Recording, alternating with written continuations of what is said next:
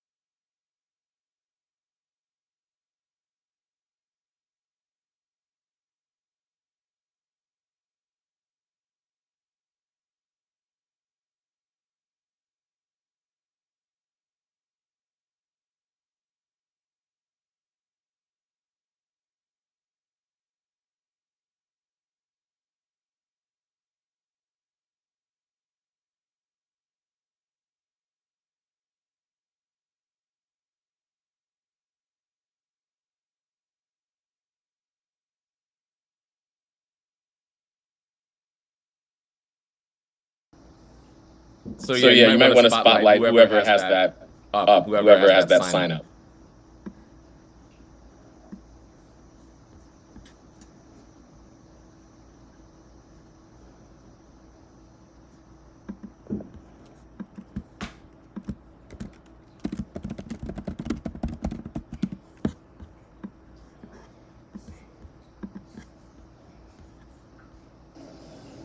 So yeah, you might want to spotlight whoever has that up, whoever has that sign up. Okay. Given Senator Warren's hard stop, we may want to abbreviate your intro. Yeah, let's figure out how to. Once we know we got sound, you might want to spotlight whoever has that up, whoever has that sign up. Huh? That's peculiar. I'm seeing from Patrick that we should be good. Does that mean we're good to start, Patrick?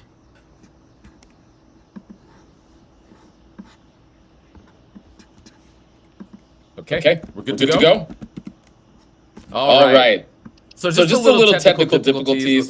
We're building this. We're feeling the momentum, and we're still working out the detail of how Zoom might need to work.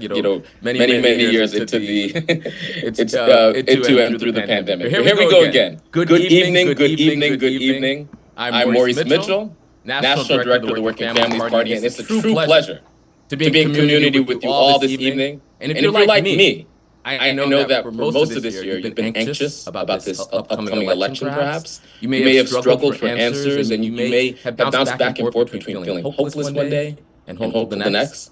But what a difference a pay period can make. As a child of two working-class immigrants, I know what it's like to anticipate getting re-upped at the end of the work week. I know how much fortune can change in just 14 or 15 days. 15 days ago, President Joe Biden announced that he was not going to run for a second term. And since then, the center and the left and everybody in between have awakened. And the energy rivals anything we've seen since 2008, 2012 perhaps. We feel momentum. We feel possibility. We have a different perspective.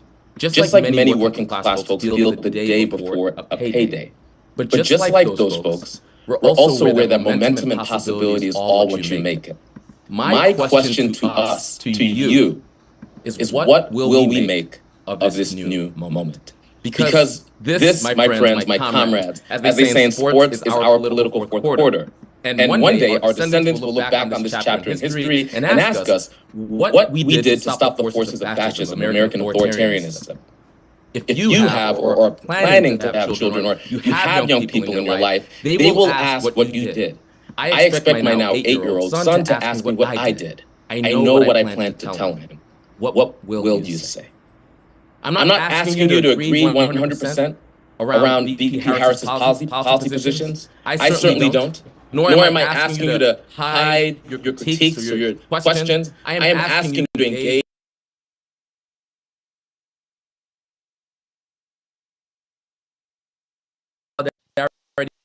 with her, the people who stand to lose a more prosperous, more democratic, and more compassionate country and world if VP Harris wins. And I'm inviting you all to get information with the pro-democracy forces uniting against American fascism, as well as fascism all around the world. A coalition that includes Black men and women who organized in the tens of thousands not too long ago, LGBTQ folks, labor unions, and the millions of workers all around the country and the world. People like me who want an arms embargo to stop the war in Gaza and care deeply about public safety and police accountability and climate change and housing justice and education. People who want to protect reproductive rights and everybody of good conscience in between.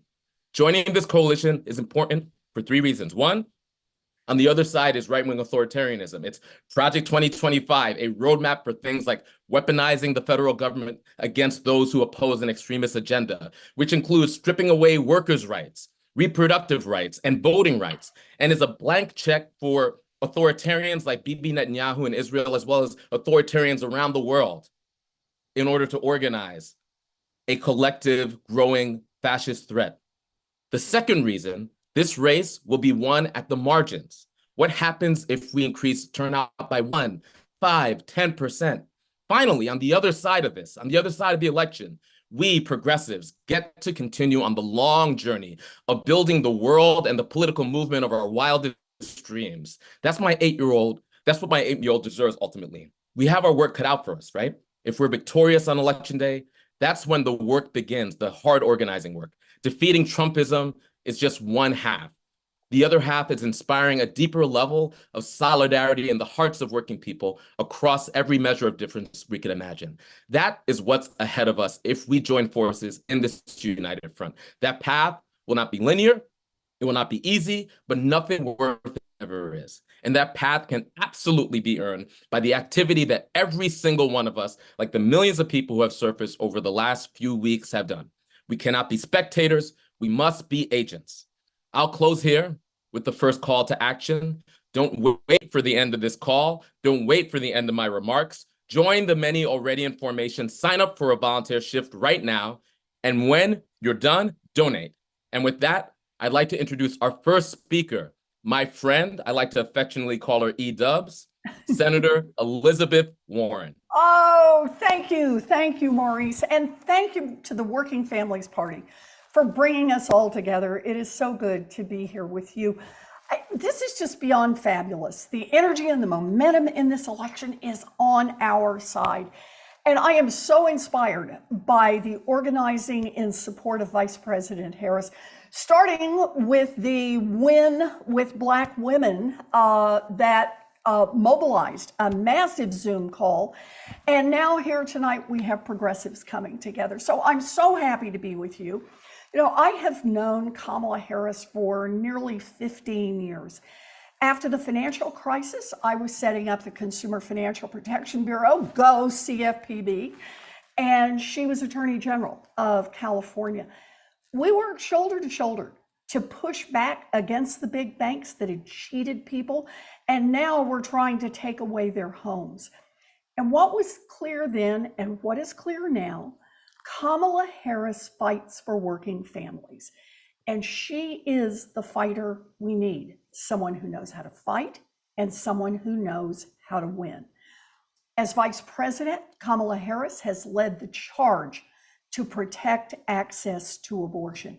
She is the first Vice President in history to visit an abortion clinic. She's helped make sure that our veterans and our active duty military can access full reproductive health care services. And I just want to say this to everybody on this call: give us the skinniest possible majority in the House and in the Senate, and President Kamala Harris will make Roe versus Wade law of the land. This election is about our families and our future, just like Maurice said, and we have some amazing opportunities. J.D. Vance thinks normal people don't need childcare.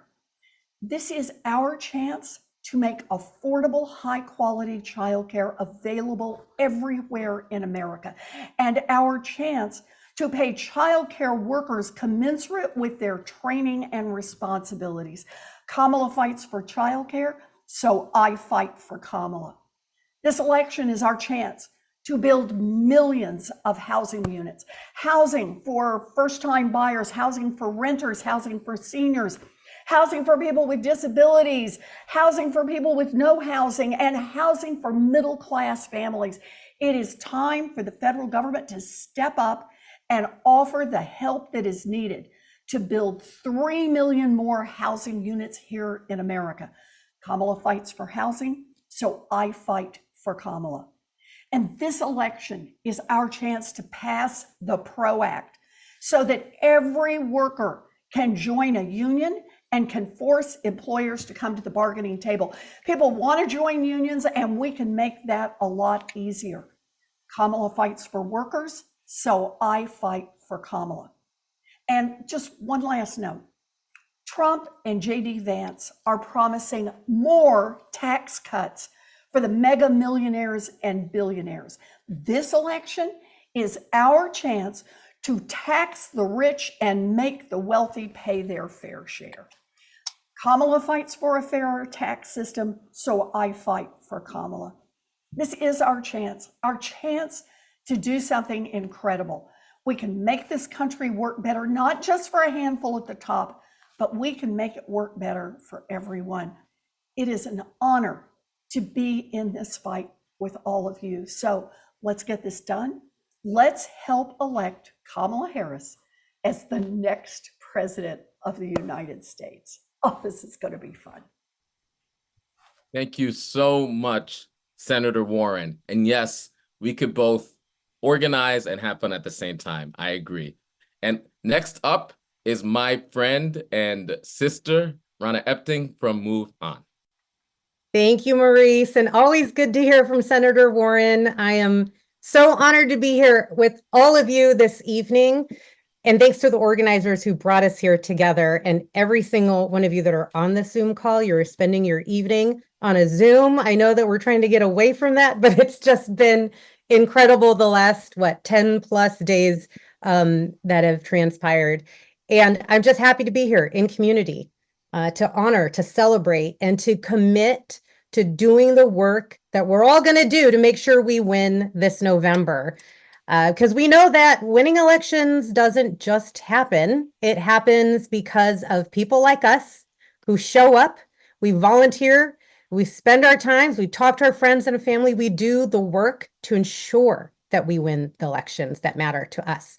And maybe you can relate, but I am having a hard time effectively putting into words how excited I am about this election cycle and all that it's become.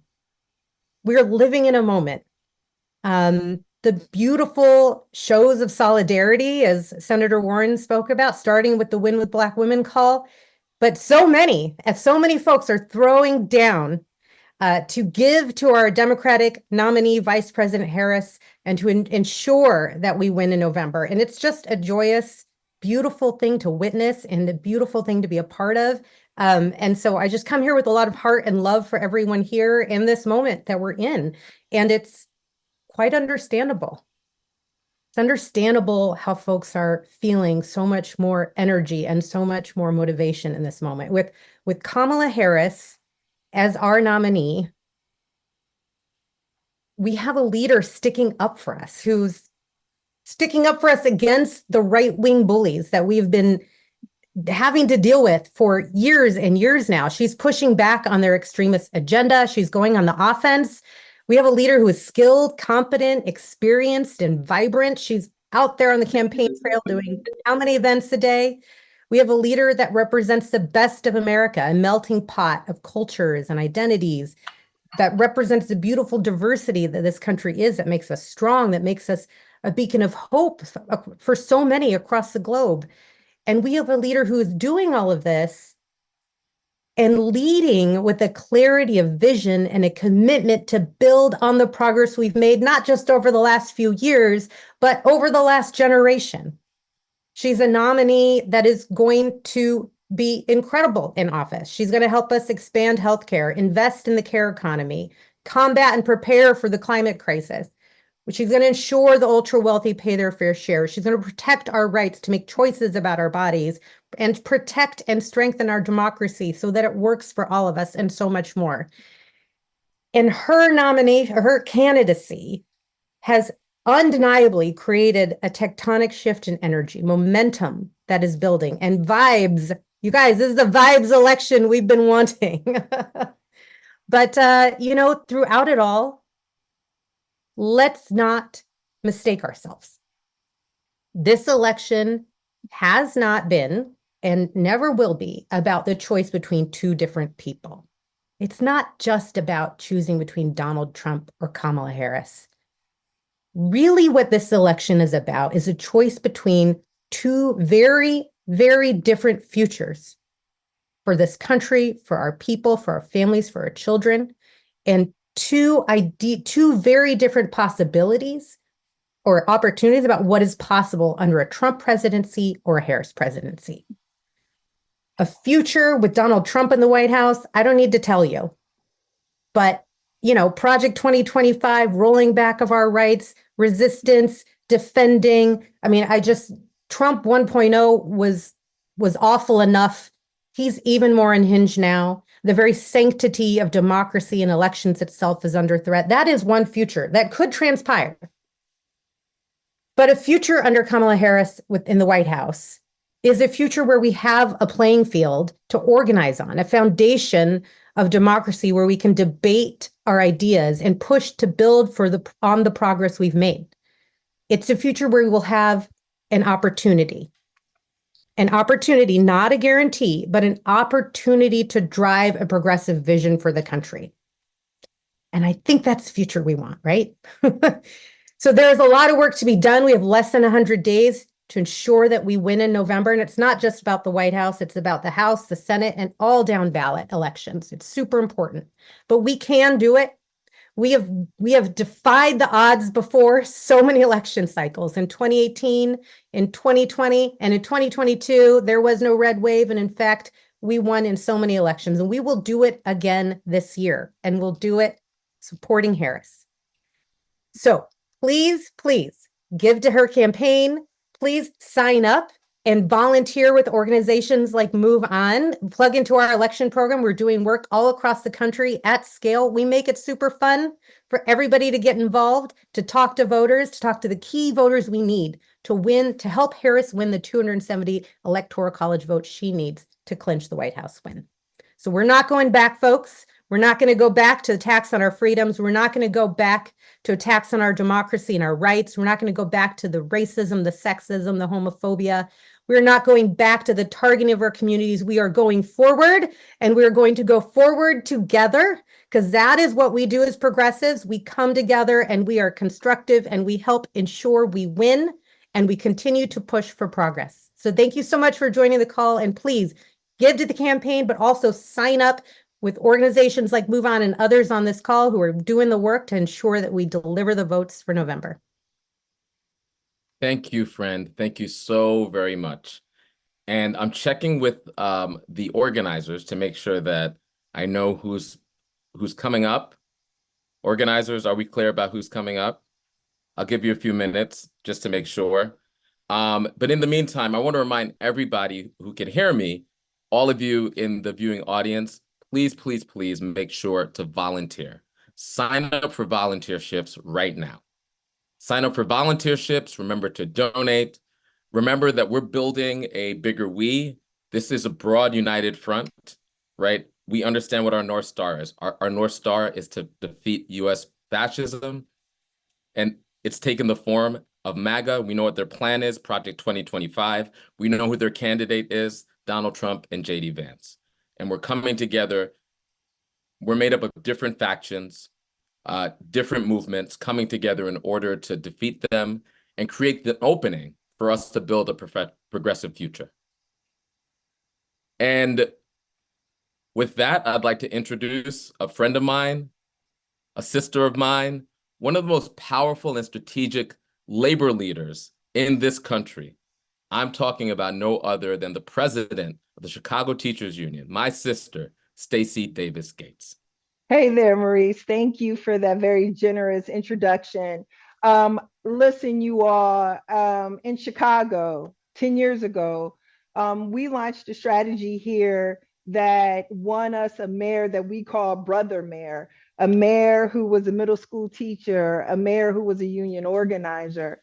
Our project was not just built for an electoral win. In fact, our project was built to create the ecosystem that we need in order to foment the candidates that believe in the common good and believe in affordable housing. So what I want you to do today as organizers, not just as voters, because any election worth winning is an election that you create the values and the stakes for. So what we need to do in this moment is be clear about what the stakes are. The stakes are the possibility of power versus the possibilities of fascism. A second Donald Trump presidency will wash away all of the gains that we've made here in Chicago and over time in this country. As organizers, our work is multidimensional, and we have to always chew gum and walk at the same time.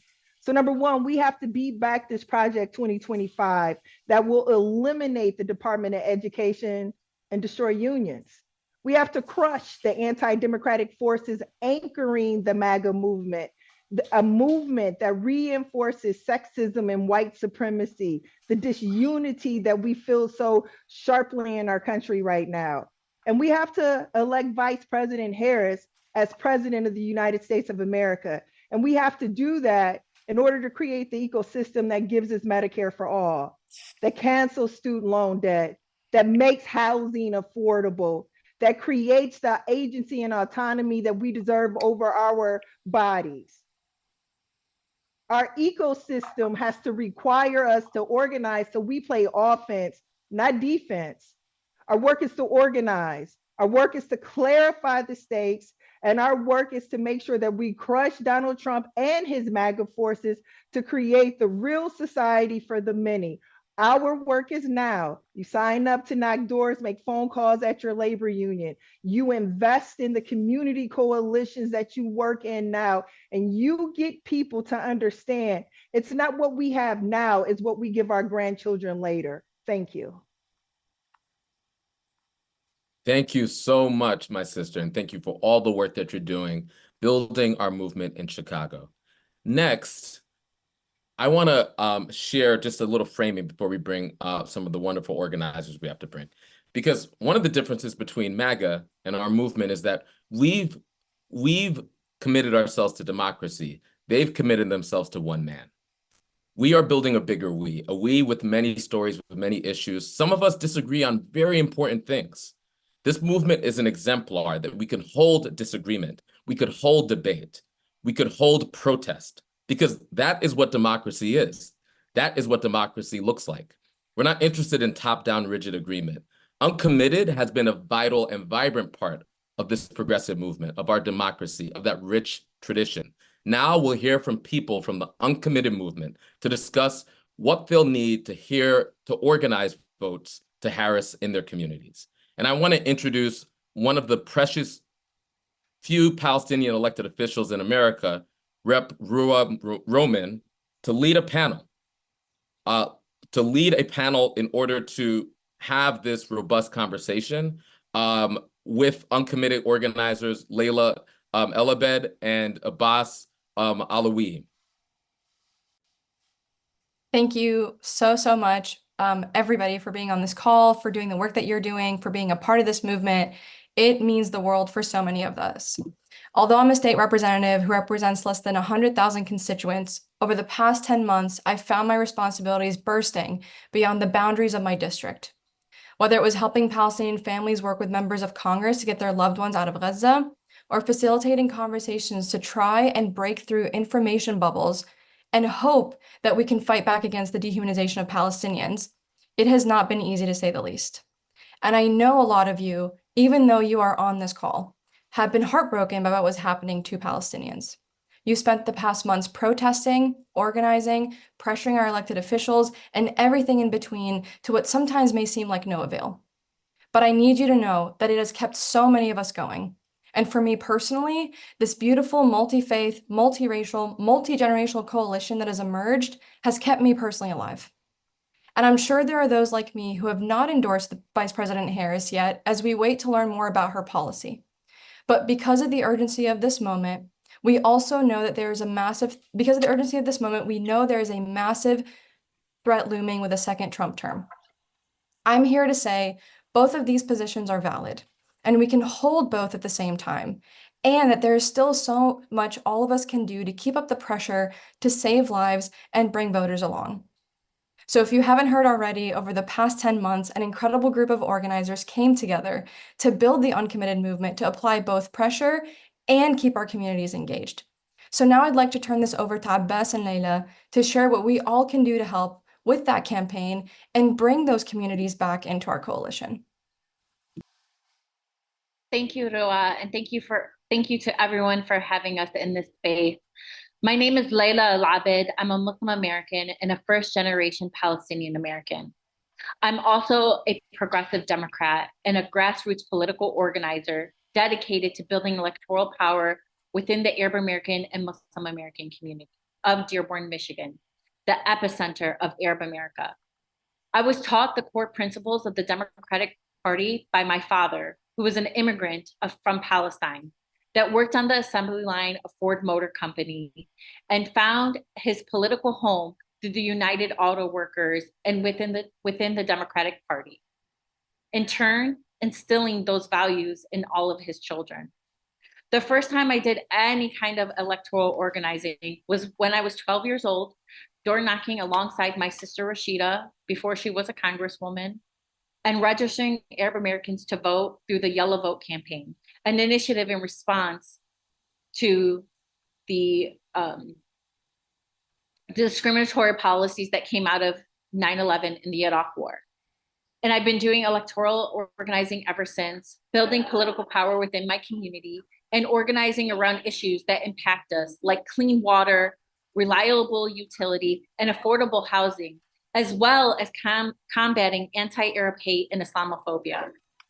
But after October, it became almost impossible to focus on anything else other than the horrific images across our screens of the human impact of US policy decisions.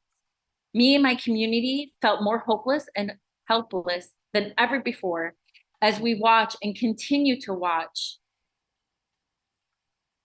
Israel's collective punishment of Palestinian men, women, and children.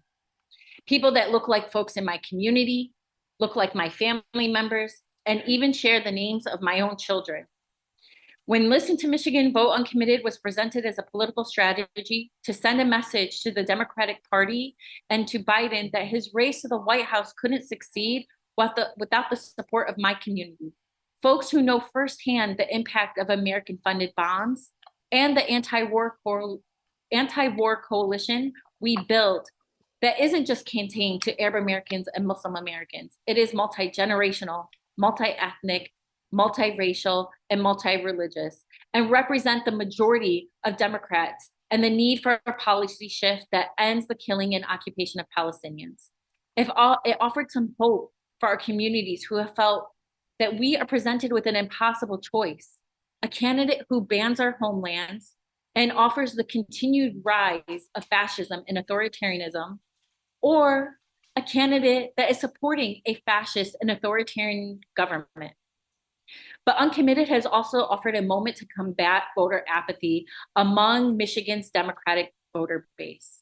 We were able to mobilize 43% of first-time voters and unlikely voters to vote in the presidential primary to offer the much-needed warning sign that we are in trouble as a party in November, while so many voters of the Democratic base do not support funding Israel's far right-wing government as they carry out a genocidal campaign against Palestinians, while so many of us here at home are struggling to keep our lights on, provide quality education for our children, and afford to live in dignity. In this moment, more than ever, we need to unite our party, the party whose core tenets do not align in this moment with the policy that is funding a war criminal and a fascist government. I urge that we continue pushing Vice President Kamala Harris as the Democratic nominee for president to listen to the majority of Democrats that are demanding the end to the killing and occupation against Palestinians. So we as a party have that fighting chance in November to defeat authoritarianism and fascism that is on our ballot, but also abroad. Thank you. Thank you so much, Layla. And I will just add, hello, everyone. My name is Abbas Alawi. I'm proud to be joining fellow progressives as a co-leader of the Uncommitted National Movement, as a Michigan DNC delegate, and specifically as one of 30 uncommitted delegates who are headed to the DNC, lifting up the votes of over 740,000 pro-peace, anti-war, democratic voters, including in key swing states for whom the need for a more humane Gaza policy is a top issue. As a progressive, I'm carrying certain tensions and contradictions. I'm asking us to hold them together.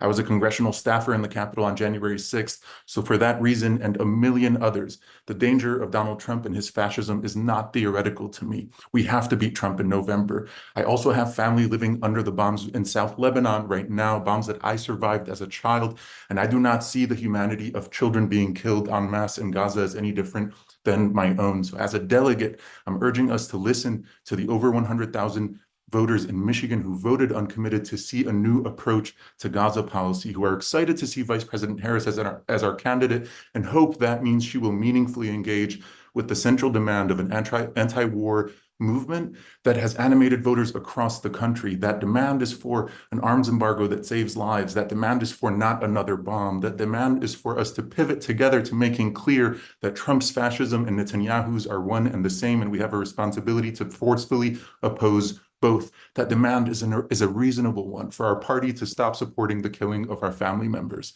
So I believe that together we will ensure that Vice President Harris wins big and blocks Trump and his white supremacist posse from ever getting anywhere near the Oval Office again. To do that, our strong hope is that she will be responsive to Uncommitted's request to meet and to work towards unity at the DNC so that we can turn to a new, more humane page on Gaza policy, and so that we can be best positioned to help our future President Harris to save lives, unite the party, and mobilize our entire base, including uncommitted voters, to kick Trump's butt.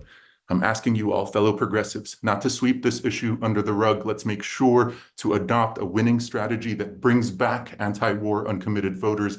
We have an opportunity to help Vice President Harris win, and the Uncommitted National Movement is eager and ready to have the difficult discussions now to make sure that we win that we unify and win together. Thank you so much. Thank you. Thank you, Abbas. Thank you, Rua. Thank you, Layla. And we appreciate you, your organizing, your sacrifice, your dedication, your vision. And it's so critical to elevate leaders that are holding multiple truths, the fight against fascism and Trump here, as well as the commitment to change U.S. policy in Gaza abroad. Thank you so much. And next, we got a bad man. I'm talking about the president of the UAW, a militant fighter for working people, President Shawn Fain.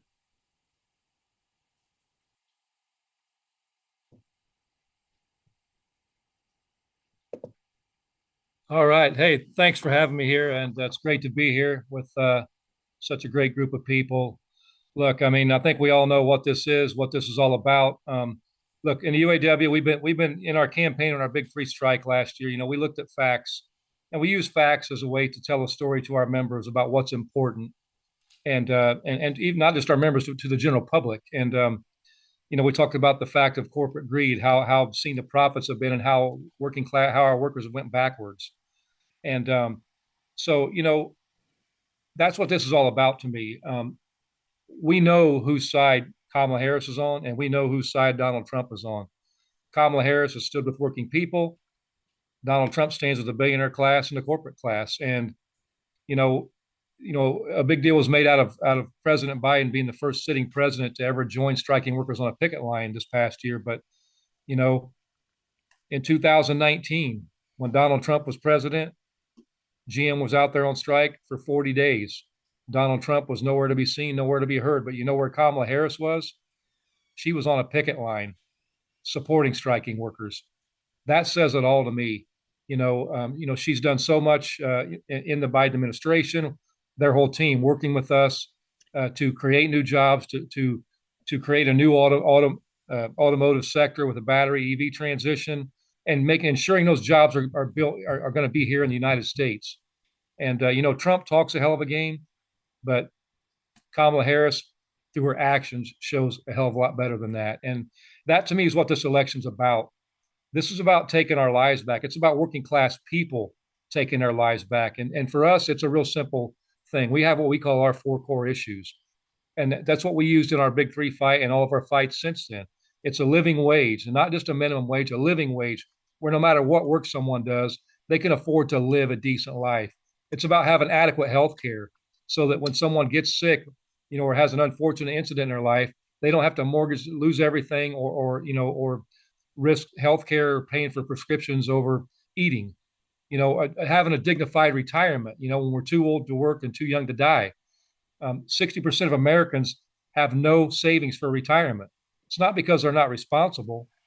It's just because of the fact that people are working so hard for so little, they can't afford to save any money by the end of the week when all the bills are due. And then the final thing we talk about is having a life outside of work, getting our time back. So many people are working 7 days a week, 12 hours a day, or working 2 and 3 jobs just to scrape to get by paycheck to paycheck. We deserve better, And Donald Trump is against all those things because he stands with the billionaire class. And this election's a simple thing to us. We're going to ask our members in the public, which side are you on? And, so we can't continue to let the billionaire class do what they do best, and that's play divide and conquer. They want to play the frustration on people. A lot of working class people in this nation have been frustrated with going backwards for decades. And what the wealthy class does best is they want to put a target on there. They want to blame race issues. They want to blame who somebody loves as the reason why your life sucks right now, or they want to blame the new theme as the latest craze is a border crisis. We don't have a border crisis. We have a humanitarian crisis in this country. Those people at the border they're trying to find a better life. They're destitute and desperate people looking for a better life. That's what our nation used to be. It was a beacon for hope for people. That's what we got to take it back to, and that's what this election is all about. So, it's amazing seeing Kamala Harris's candidacy and seeing the energy behind the movement now, and and it keeps building. And so we're excited about this. We have a massive opportunity to bring volunteers off the sidelines. Including our family. Those of us calling for a ceasefire and calling for peace.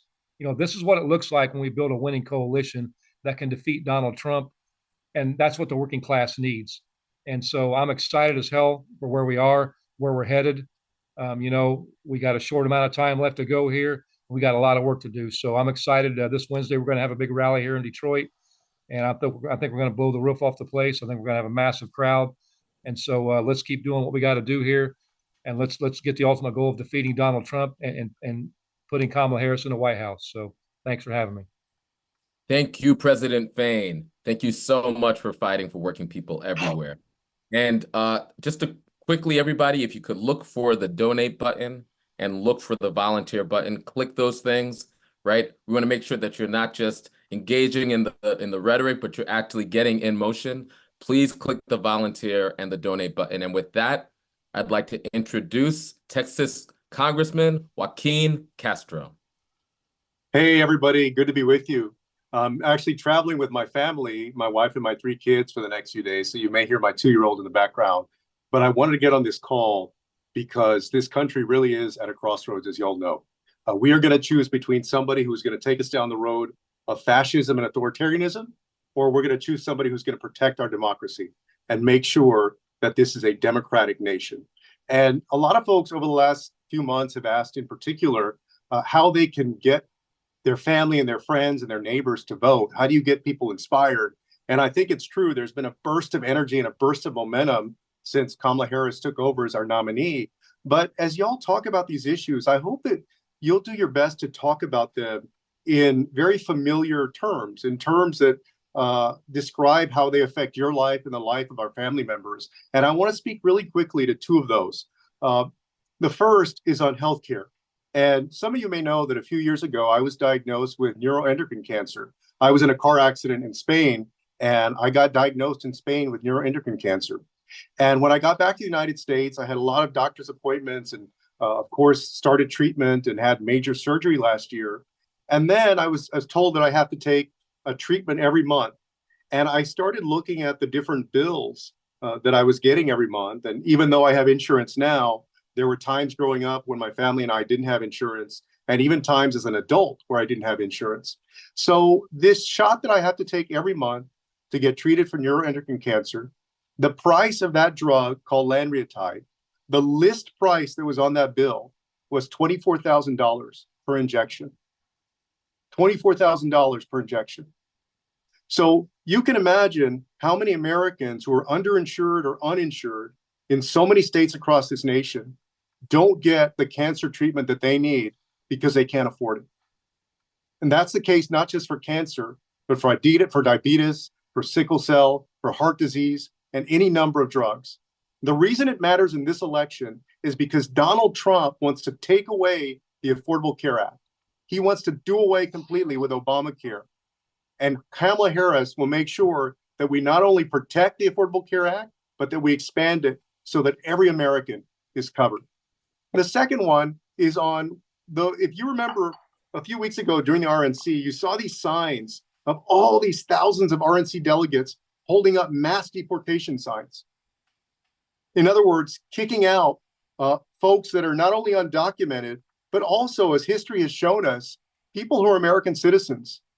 During the Great Depression and then later during what was known as Operation Wetback, there were over 1 million people who were US citizens, not only undocumented immigrants who certainly would be deported, but who were American citizens during these mass deportation campaigns who had every right to be in the United States that were deported to Mexico, a country many of them had never even been to. So that's what's at stake. I say that as somebody whose grandmother came to this country when she was 6 or 7 years old as an orphan, because both her parents had died at the time of the Mexican Revolution. And when my grandmother came to Texas, there were still signs above some Texas businesses that said no dogs, Negroes, or Mexicans allowed. That is the past that Donald Trump and Project 2025 want to take us back to. So please, y'all, do everything that you can. Make every call you can. Walk every block you can, donate every dollar that you can, talk to every family, friend, neighbor, everyone that you can to get them to please vote for Kamala Harris. The future of our country, the future of our democracy, the future of our families is at stake. And thank y'all so much for being engaged and for organizing. Thank you, Rep. Castro, so much. And as a proud son of a retired SEIU 1199 nurse, I'd like to bring up deck the Secretary Treasurer of SEIU, Rocio Sainz. Thank you so much, Maurice. It's really great to be here. And thank you, Progressives for Harris, for bringing us all together. SEIU, we represent 2 million service and care workers across the nation, and SEIU members are all in to elect Kamala Harris as our next president. Our members understand what is at stake, just like the people on this call. We don't have to guess what a second Trump term will look like. We know, Project 2025 tells us. Trump will come after workers in every way he can. He will make life harder for women. He will make life harder for immigrants. And corporations and greedy CEOs will be rewarded with more tax breaks while working people will struggle to get ahead. Now, let's look at Kamala Harris. She's a fighter. She has fought for workers' rights, for women's reproductive freedom. She will defend voting rights and civil rights. She will defend the Affordable Care Act, Medicaid, Medicare, and Social Security. She will defend democracy, and she's fighting for a future that includes all of us. And I want to take a moment to share a reason why Vice President Harris' candidacy is so special to us in SEIU, something that you might not have heard as much about. She spoke with our members at our convention in May. Our members were greatly moved and expressed their gratitude for all that she and President Biden have done for working people. She has walked a day in the shoes of 2 of our members, Wendy Ko, a home care worker in Alameda County, California, and Dee Lowe, a security officer in Detroit. We represent hundreds of thousands of care workers, and care workers are the foundation of our economy and our communities. And all of us are going to need care at some point in our lives. Kamala Harris is a care warrior. The often invisible work done by mostly women and immigrants is not invisible to her. She has fought to increase nursing home safety, lower child care costs, and improve home care for seniors and people with disabilities. She knows a strong economy that works for everyone includes the care economy. That's why our members across the country are mobilizing to elect Kamala Harris. They're knocking on doors, they're phone banking, they're giving up their weekends to support Harris in all the battleground states. And I am so proud of our union, who has a goal of reaching 6 million high opportunity voters. And I know it will take all of us being all in to win. Electing Kamala Harris about all of us is about our future, our economy, our families, and our communities. We need you all to do everything you can to elect Kamala Harris, because as she says, and as we all say, when we fight, we win. And when we vote, we win. So thank you so much. Thank you so much, Secretary Treasurer Sainz. Thank you so much for all the work that you do organizing working people all across this country. And before we go to our next, and we got a lot of heavy hitters, before we go to our next speaker, I just want everybody to center the radical joy that has been the heart blood of our progressive movement, the radical joy between family members, between organizers and labor movements throughout history that has transformed history and expanded our democracy. For each of you, you have a different story, maybe in your family, maybe in the organizing spaces that you're from, maybe a historic figure that really inspires you, maybe somebody on this call that inspires you, that sparks that radical joy. We're going to need to make that infectious. Our movement, when we win, it's because we are the most compassionate, the most understanding, the most thoughtful, the largest, the bigger we, right? And we're going to need the biggest we possible in order to defeat MAGA and build a progressive future. So let's focus on that for the next days onward and for the rest of this call. And next, I'd like to introduce you to a friend of mine, to a great leader, to the chair of the Congressional Progressive Caucus, to Congresswoman Pramila Jayapal. Thank you so much, Maurice. And I love that you're talking about radical joy and centering that, because I got to tell you, with over 100,000 people already watching this live stream across the country, having gone to Georgia myself as one of the vice president's first surrogates on the campaign, and just seeing the excitement off the charts, it was so beautiful. And I'll tell you, Maurice, because you're an organizer, so many people on this call are organizers, that it's not just the huge amount of money that I'm looking at, but who contributed it, right? 63% from first-time donors, the huge number of voter registrations, over 45,000 new voter registrations in just the first 48 hours after Kamala Harris announced that she was seeking the nomination. And guess what? 83% of those were from folks between 18 and 30 years of age. And the huge number of volunteers, over 40,000 people in the first 24 hours. These are the people that we, the progressive movement, have been working to organize for years, and who are looking to us now to help continue that momentum. This is organizer gold, people. This is momentum, it's energy, it's joy, it's excitement. It is what we need to capitalize on and make sure that we keep up with progressives across the country, because what we've said for so long is coming true, that it is Black, brown, poor, working class, young folks, and women across the country coming together to make a difference in this election.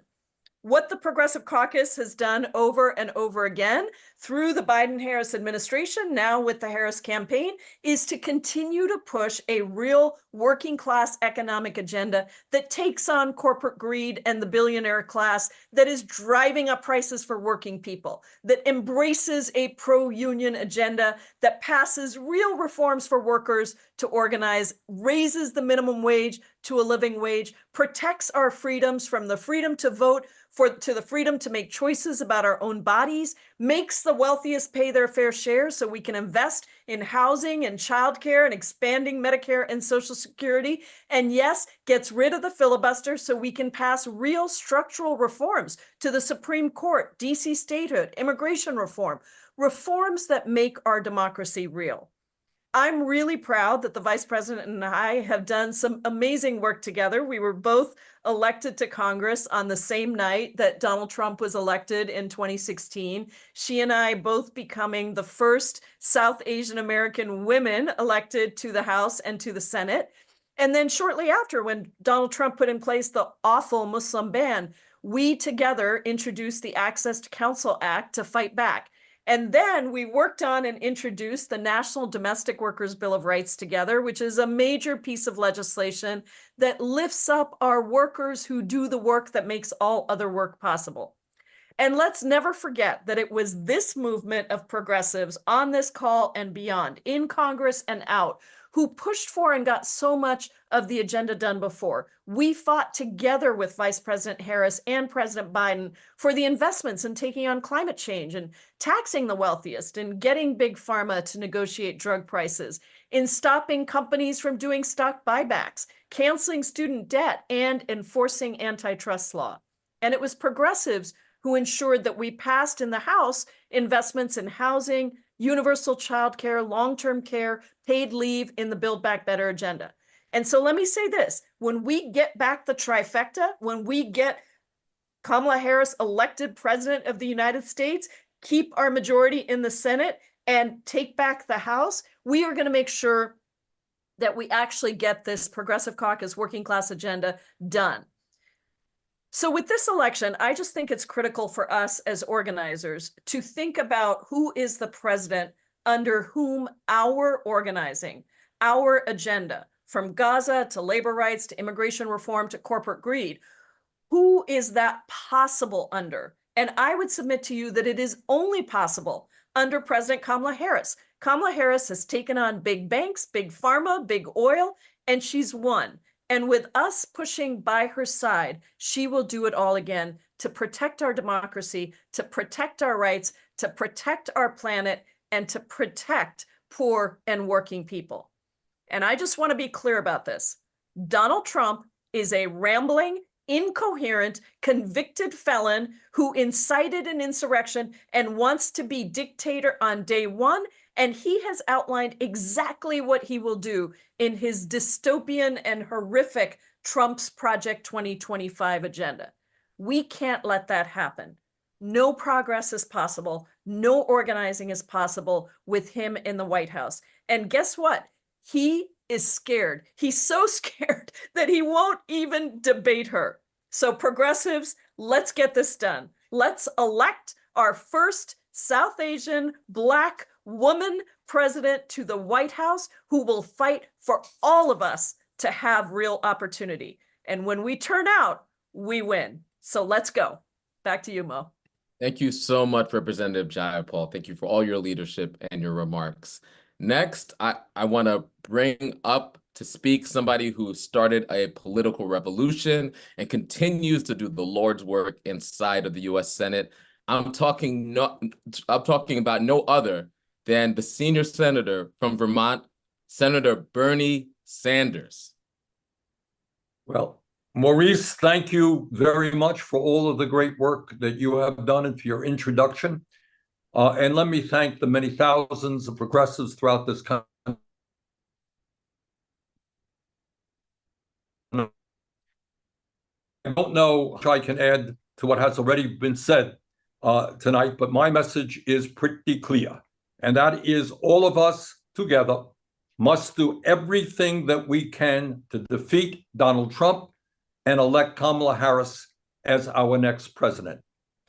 The truth of the matter is that our nation will not survive in any form that we can be proud of if we elect as president a pathological liar, somebody who I think just doesn't know the difference between the truth and lies, someone convicted of 34 felonies, someone who is a convicted sexual abuser, and someone who, as a businessman in the private sector, was involved in 4,000 different lawsuits. A person like that, someone who lacks the most basic standards of morality, is not someone who should be the leader of the most powerful country on earth. And just think about what a terrible example that sets for our kids and future generations to have somebody like that in the White House, and in fact, what it says to the entire world about our country. I don't have to tell anyone listening that since the inception of this country, women have fought to overcome second-class citizenship. It is absolutely unacceptable to the vast majority of Americans that women lose the very basic right to control their own bodies. And that is the Trump agenda. And we will not allow that to happen, which is why we're going to elect Kamala Harris as our next president. Just so happens that a few weeks ago, planet Earth experienced the warmest day in recorded history. And right now, everybody knows all over the world, we're seeing heat waves, we're seeing more drought, we're seeing more floods, we're seeing more extreme weather occurrences. Every scientist who has studied this issue understands that climate change is real. It is created by carbon emissions and human activity, and is an existential threat to future generations. But not Donald Trump. Unbelievably, he thinks that climate change is a hoax created in China for the sake of our kids and our grandchildren and for the planet. Trump must be defeated and Kamala Harris must be elected. I think back all of the veterans who put their lives on the line to defend American democracy.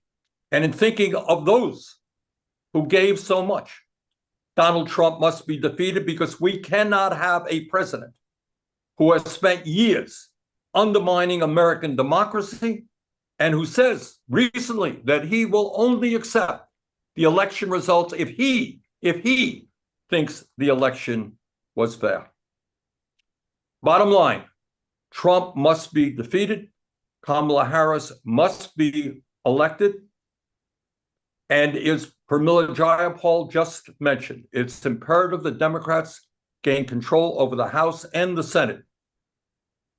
And we in the progressive movement must do all that we can to make that happen. And I want to mention to you that just the other day, my campaign commissioned a poll of battleground states. And what we did in that poll is we asked people, tell us, what do you consider to be the major issues facing you and your families? And what would you like the government to do? And the results of the poll should not surprise anybody, although I expect they will surprise some of the pundits on Capitol Hill. Because what the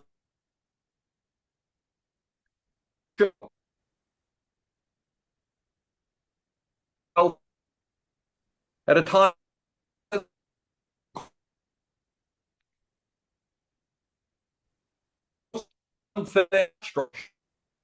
extreme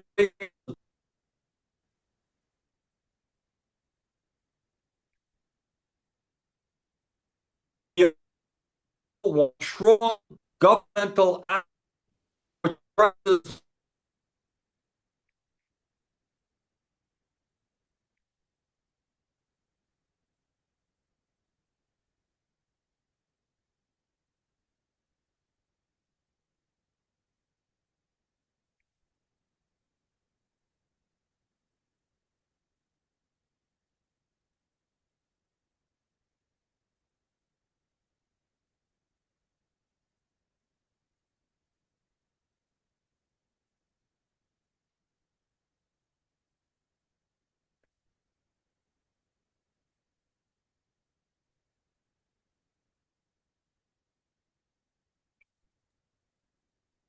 Hey, I think we're having little technical difficulties.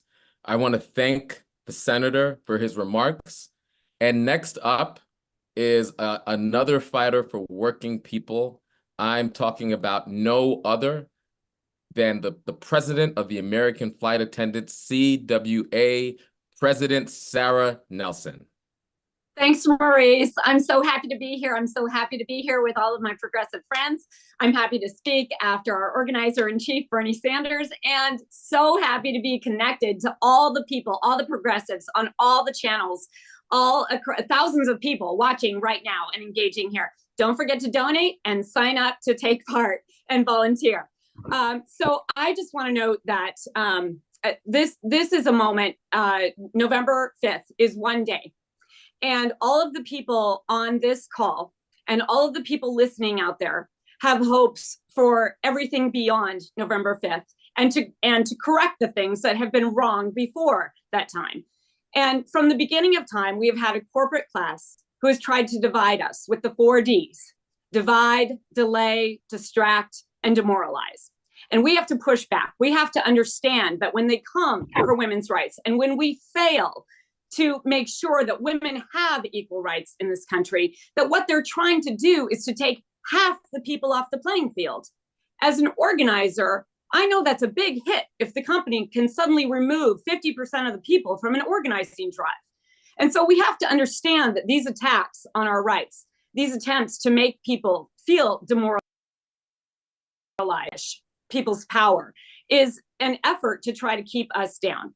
And I just want to say that it has been a real joy in the last couple of weeks to feel the joy of coming together, to feel the joy of leadership, to know that it's not true that we're a divided nation, but that actually we have way more in common than anything that can divide us, and that we have so much to accomplish together. We have 5 years to save our planet. We can do it together when we understand what we can lift up in the smarts and the creativity and the ingenuity of the working class. Lifting up men and women and people who identify as any kind of gender they may feel at any time, whoever we love, wherever we come from, whatever language was our first language, and where we want to save people too. We have to understand that this election is one moment in time when we can elect a leader to bring us forward, and that we can defeat Donald Trump and all of the bad things that come with him. But we also have to understand that what we're building right here, right now, together in this excitement is a real working class revolution that matches what we're seeing out there in the excitement for people to join unions and the excitement for people to fight for peace and make sure that everyone has a chance to live a full and happy life with a living wage, healthcare, retirement, and the ability to have control of our time and our future. So I am so excited to be here with all of you, but I want you to know that on November 5th, if you're choosing the best field to play on, if you're choosing to vote because you're excited about the leadership that you see in Kamala Harris, or if you're just choosing your opponent and you know that you're going to fight forward in the best way to demand the best things for the people that you represent and the people that you want to feel love, then that's fine. But we're going to choose it together.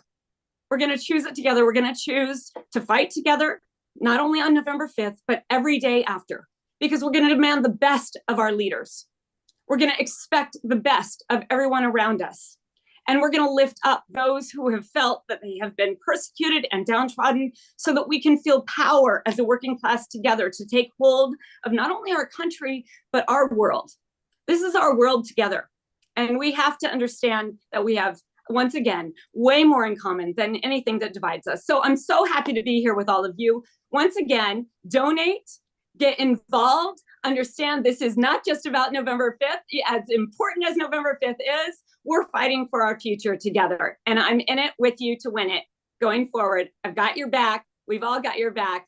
And we're ready to make good on the promise of a country that is made for everyone. Thank you all. Thanks, Maurice. And I'll see you all soon. Thank you, President Nelson. We're in it to win it with you. And before we go to our next speaker, just want to remind everybody that's listening from many different channels, this is an organizing call. This is an organizing call, which means we want you to pledge to volunteer, pledge to donate. Go to progressivesforharris.com. Go to progressivesforharris.com right now. Do not wait. Go to progressivesforharris.com and pledge to volunteer and donate. Now, next, we have a special guest, our senator from Massachusetts. We're getting 2 senators from Massachusetts on one call. Senator Ed Markey. Well, thank you, Maurice, so much. And thanks for organizing this. And to anyone who is listening, we can't agonize. We have to organize. That's what tonight's about. Organize, volunteering, getting out there, doing the work, tipping dormitories, suburbs, precincts, upside down, getting everyone out to work, because we're here tonight because we know the fate of our democracy and our planet is at stake on election day. Global temperatures are the highest in recorded history. We have a MAGA captured illegitimate Supreme Court that gave us the Dobbs decision, but gave Donald Trump immunity. The immoral distribution of wealth in this country, voting rights restrictions, election interference, Project 2025. We are facing generational challenges as Americans, but under the leadership of Kamala Harris and Joe Biden, we have met the challenge. 15 million new jobs, including the largest year of job growth in American history. We appointed, Kamala and Joe appointed the first Black woman, Ketanji Brown Jackson, to the U.S. Supreme Court. We passed the Inflation Reduction Act, otherwise known as the single largest investment in our nation's history to combat climate change and be the leader in the world, with Kamala Harris there to cast a historic tie-breaking vote. And who was it that created, in partnership with me, the $27 billion National Climate Bank, where 50% of the money goes to Black, Brown, and to disadvantaged communities? Kamala Harris. Do you know who introduced with me the law that eventually became the Juneteenth national holiday? Kamala Harris. Do you know who secured $20 billion for homeowners during the foreclosure crisis? Do you know who prosecuted and collected billions of dollars from oil companies and corporate polluters? Do you know who was the first woman, first African-American, first Asian-American vice president in the history of the United States? Kamala Harris, Kamala Harris, Kamala Harris. And she is going to make history again on Election Day. There's no one better to prosecute the case against the felon Donald Trump than Kamala Harris. And while she was leading the vanguard on reproductive freedom and abortion rights and representing our country at the highest level of negotiations around the world, Republicans and Heritage Foundation, Billionaire Boys Club were writing Project 2025, their hateful, racist, homophobic, misogynistic roadmap for a fascistic, extremist, MAGA-fueled future. They don't want to make America great again. They want to make America hate again. That's Donald Trump. Those are the agenda items that he wants to get passed. Affirmative action, gone. LGBTQ rights, gone. Access to contraception, gender-affirming care, the Department of Education, gone, gone, gone.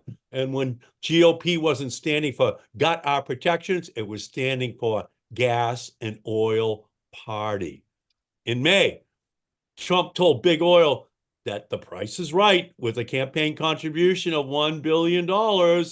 He would eviscerate all of the climate regulations that Democrats put on the books to save our planet and create millions of new jobs. All those tax credits from the IRA, wind, solar, battery storage technologies, all electric vehicles, gone. Under Trump, the IRA is DOA.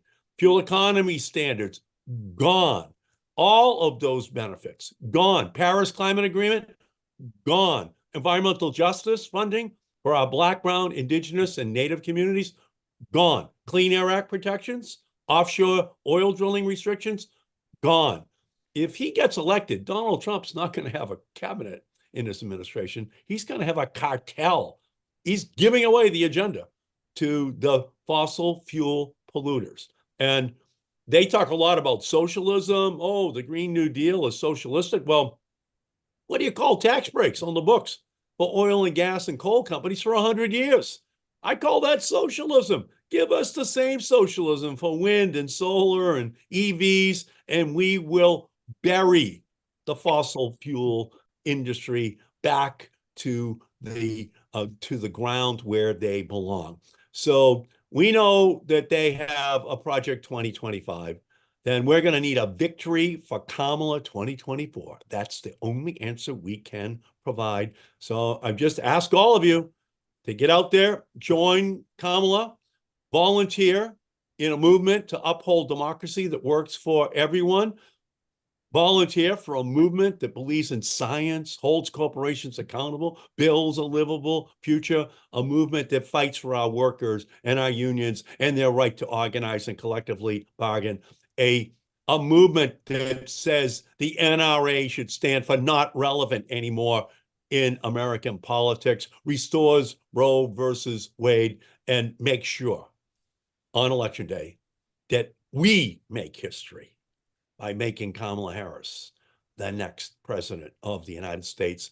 We're going to need you to get out there and volunteer, to make whatever contribution you can. And then this generation will make this country more fair, more safe, more clean, more healthy, and begin to capture the real agenda our country should have. So get out there, go do it. You are the people. This is the time. Let's get it done in the final 90 days. Thank you all so much. Thank you, Senator Markey. Let's go do it. Absolutely. And next up, I have a friend and comrade, somebody who has been organizing for social justice, racial justice, economic justice for years and years and decades, and currently plays a critical role on the Harris campaign, no other than the legendary Heather Booth. When we organize, we can change this world. When we fight, we win. The Harris for President campaign asked me to thank you all for organizing tonight, and even more for organizing as you do every day. It's wonderful to be with so many extraordinary progressive organizers and leaders united in our shared fight for justice and freedom, in support of Kamala Harris for president, and up and down the ballot in this struggle against the Trump-Vance MAGA threat. Together, we're building a winning campaign and a vibrant progressive movement. Kamala Harris is fighting to move us forward to a future where no child has to grow up in poverty, where every person has a home, affordable health care, childcare, family leave, where every worker is paid fairly and can join a union, where every senior can retire in dignity, where we protect the most intimate decision of our lives and codify Roe. And we strengthen democracy and will pass the John Lewis Voting Rights Advancement Act and the Freedom to Vote Act. All of this and more is possible. A new world is possible. You are the organizers and leaders who know that when we organize, we have changed this world. You are the world changers. Thank you all. Thank you, progressives. And to volunteer and engage as progressives with the Harris for President campaign, please go to kamalaharris.com/progressives-grassroots. And when we organize, we will change this world. Thank you so much, Heather Booth from the Harris campaign. And next, sometimes it's good to have a constitutional scholar in government, right? Especially in a moment like this with so much lawlessness and so much craven corruption in the MAGA movement. So I'm so happy to bring up Congressman Jamie Raskin. Congressman Raskin. Maurice, thank you so much. I'm delighted to be with everybody. And, you know, we're here as true blue progressive Democrats, but I thought I would use my minute or two and kick off by kind of on a bipartisan note and invoke our last great Republican president, Abraham Lincoln, who spoke of government of the people, by the people, and for the people. And that has been the tantalizing, elusive ideal of American democracy. We didn't begin that way. We began as a slave republic of Christian white male property owners over the age of 21, but it has been through successive waves of social and political struggle and constitutional change that we've opened America up, and much more come to approximate Lincoln's beautiful ideal for what America might become. And what I want to say today is that we are at a crossroads. I mean, Donald Trump and J.D. Vance and Vladimir Putin and Viktor Orban and Project 2025 want to take us back to some other kind of form of government, to theocracy for some of them, to monarchy for some of them. The autocrats, the plutocrats, all of them have gathered together to try and destroy American democracy.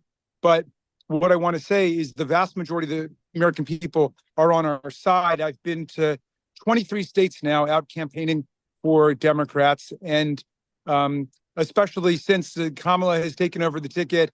But even before, we were seeing huge, just absolutely surging crowds of people. I was just in Maine. There was at the College of the Atlantic. There were more than 1,000 people who showed up there. I was in Nashville at their state party convention dinner. There were 1,200 people there. So it's just gigantic momentum, focus, and unity. I learned an amazing fact, which is 81% of the people in America are women, people of color, members of the LGBTQ community, or young people from ages of 18 to 30.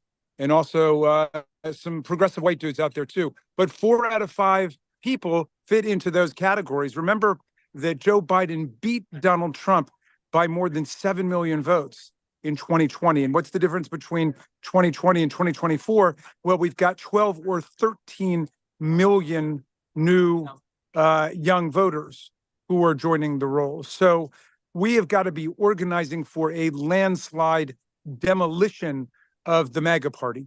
And I think we can achieve, if we do our job right as organizers, we can achieve the decisive repudiation of their authoritarianism and their kleptocracy and their corruption. And we can continue to move forward. And, you know, we have a whole world to gain. And, you know, democracy is still growing. I mean, we need statehood for the people in Washington, D.C., 713,000 tax-paying, draftable American citizens who have a real live political grievance, but didn't come down to Capitol Hill and beat the hell out of our police officers and try to overthrow our Constitution. They've done it the right way. They've asked for statehood. And we got 3.5 million Americans living in Puerto Rico who are also disenfranchised. So we need to move forward with statehood. We need a constitutional amendment on the right to vote. And how about this? It's 2024. How about it's time for us to start electing the president the way we elect representatives, mayors, governors, senators, everybody else? Whoever gets the most votes wins.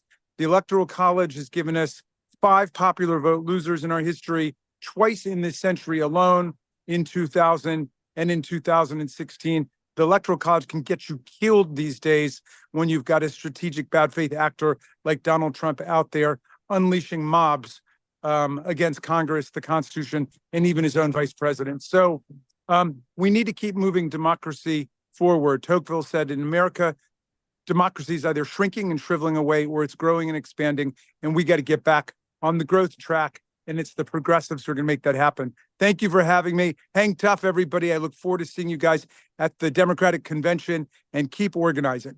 All best. Thank you, Congressman Raskin. And I just got word that we're at an estimated 100,000 people currently watching across all of the different streams.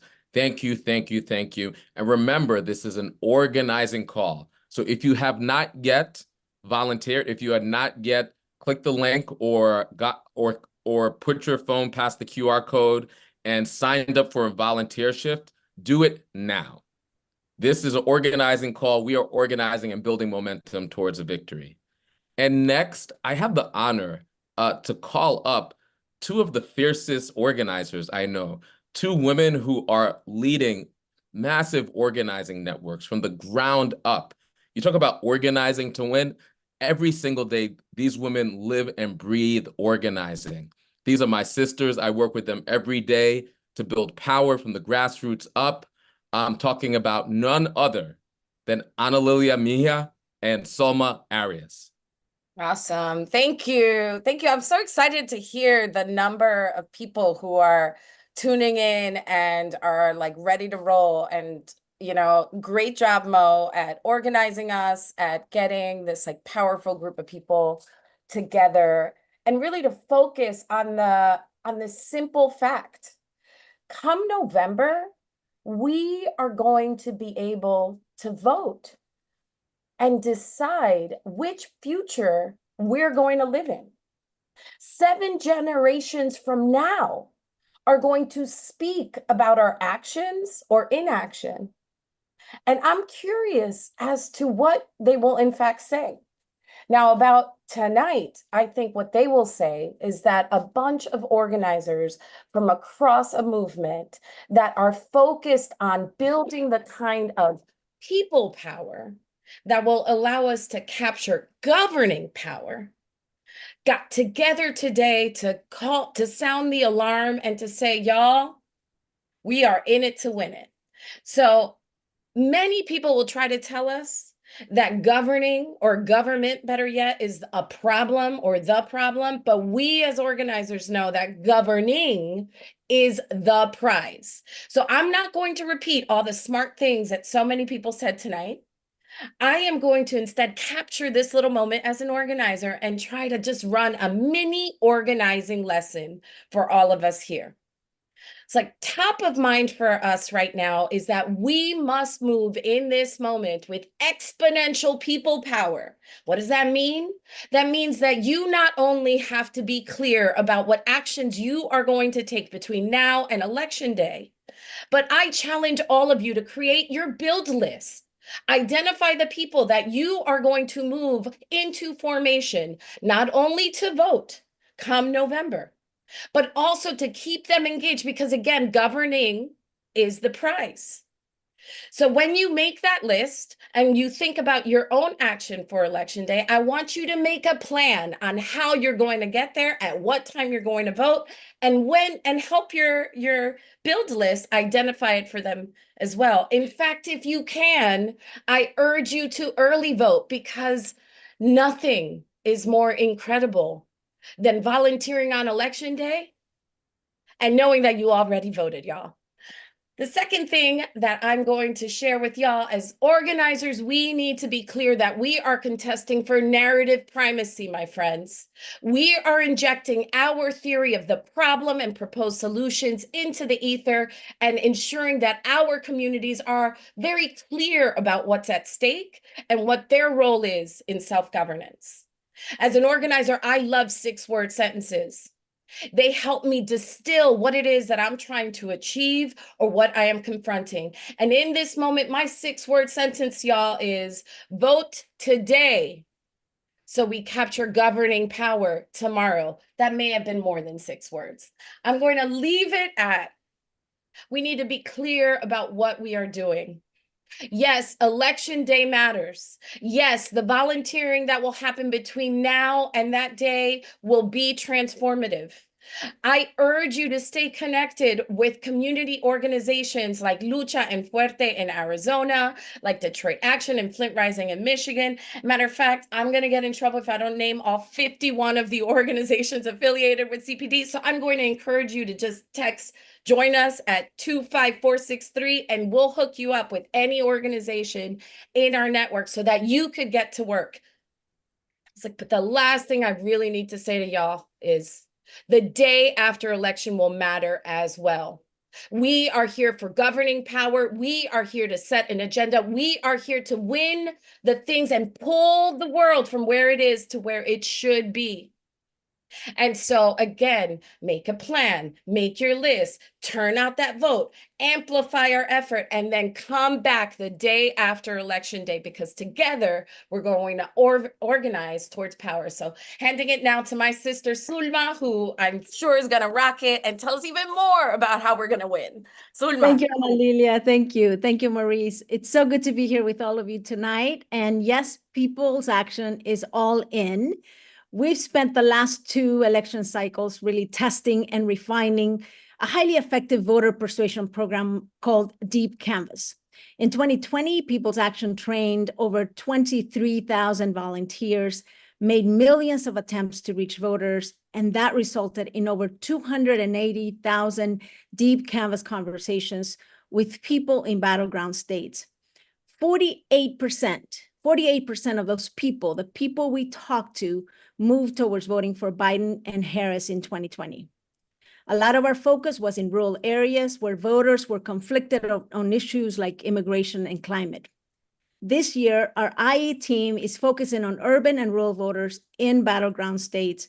And together with our national volunteer program, they plan to double the outreach we did in 2020 by training 43,000 volunteers. Yes, 43,000 volunteers. This means that we need you. They are amazing. You will not regret learning the art of deep canvas. So please join them. Go to People's Action and join us. Join them. This is an incredible team. You will not regret it. So please join us.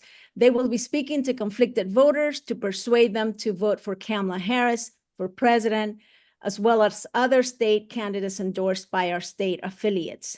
So please join them. You will be trained, and you will be trained on how to talk to people and persuade them to vote.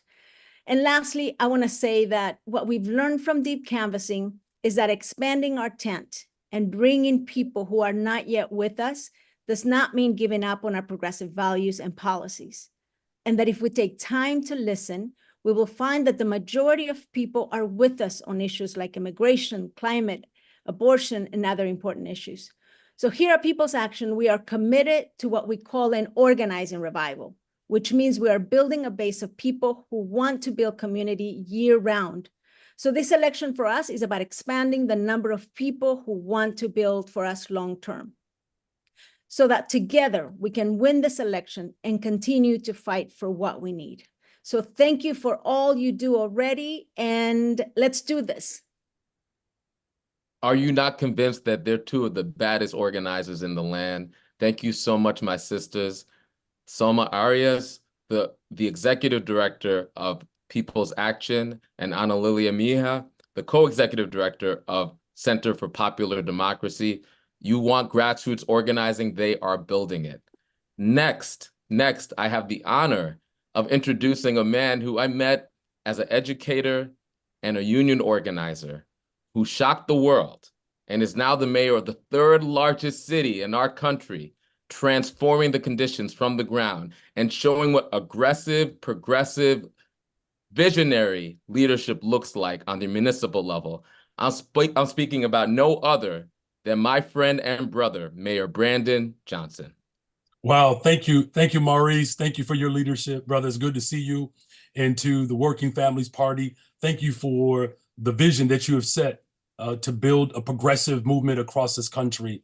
Working people, Black, brown, white, Asian, young, old, this intergenerational, multicultural movement has literally begun to transform this country in the way in which our ancestors envisioned.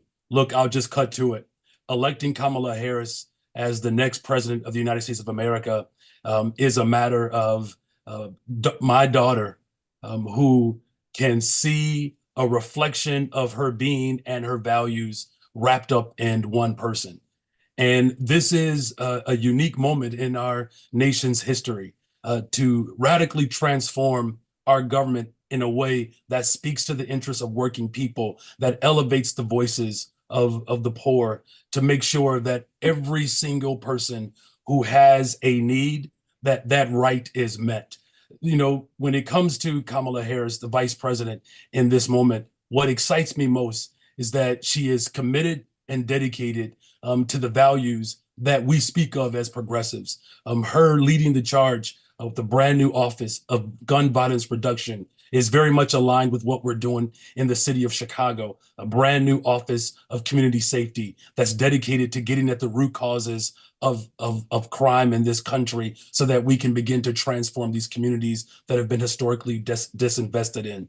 Her commitment to make sure that housing is available for working people, her taking on the big banks and major corporations to ensure that millions of dollars will be restored back into the hands of working people is spot on with what we're doing in Chicago. I released a $1.25 billion investment for economic development and affordable housing to ensure that working people can live in the communities in which they're raising their families in. And then, of course, finally, her commitment to mental health care and education. As a former public school teacher, her dedication of $280 million to expand and make sure that we have more behavioral health counselors in our schools to address mental health. This is personal for me. We reopened mental health clinics that were closed by previous administrations in Chicago to ensure that every single family has access to mental health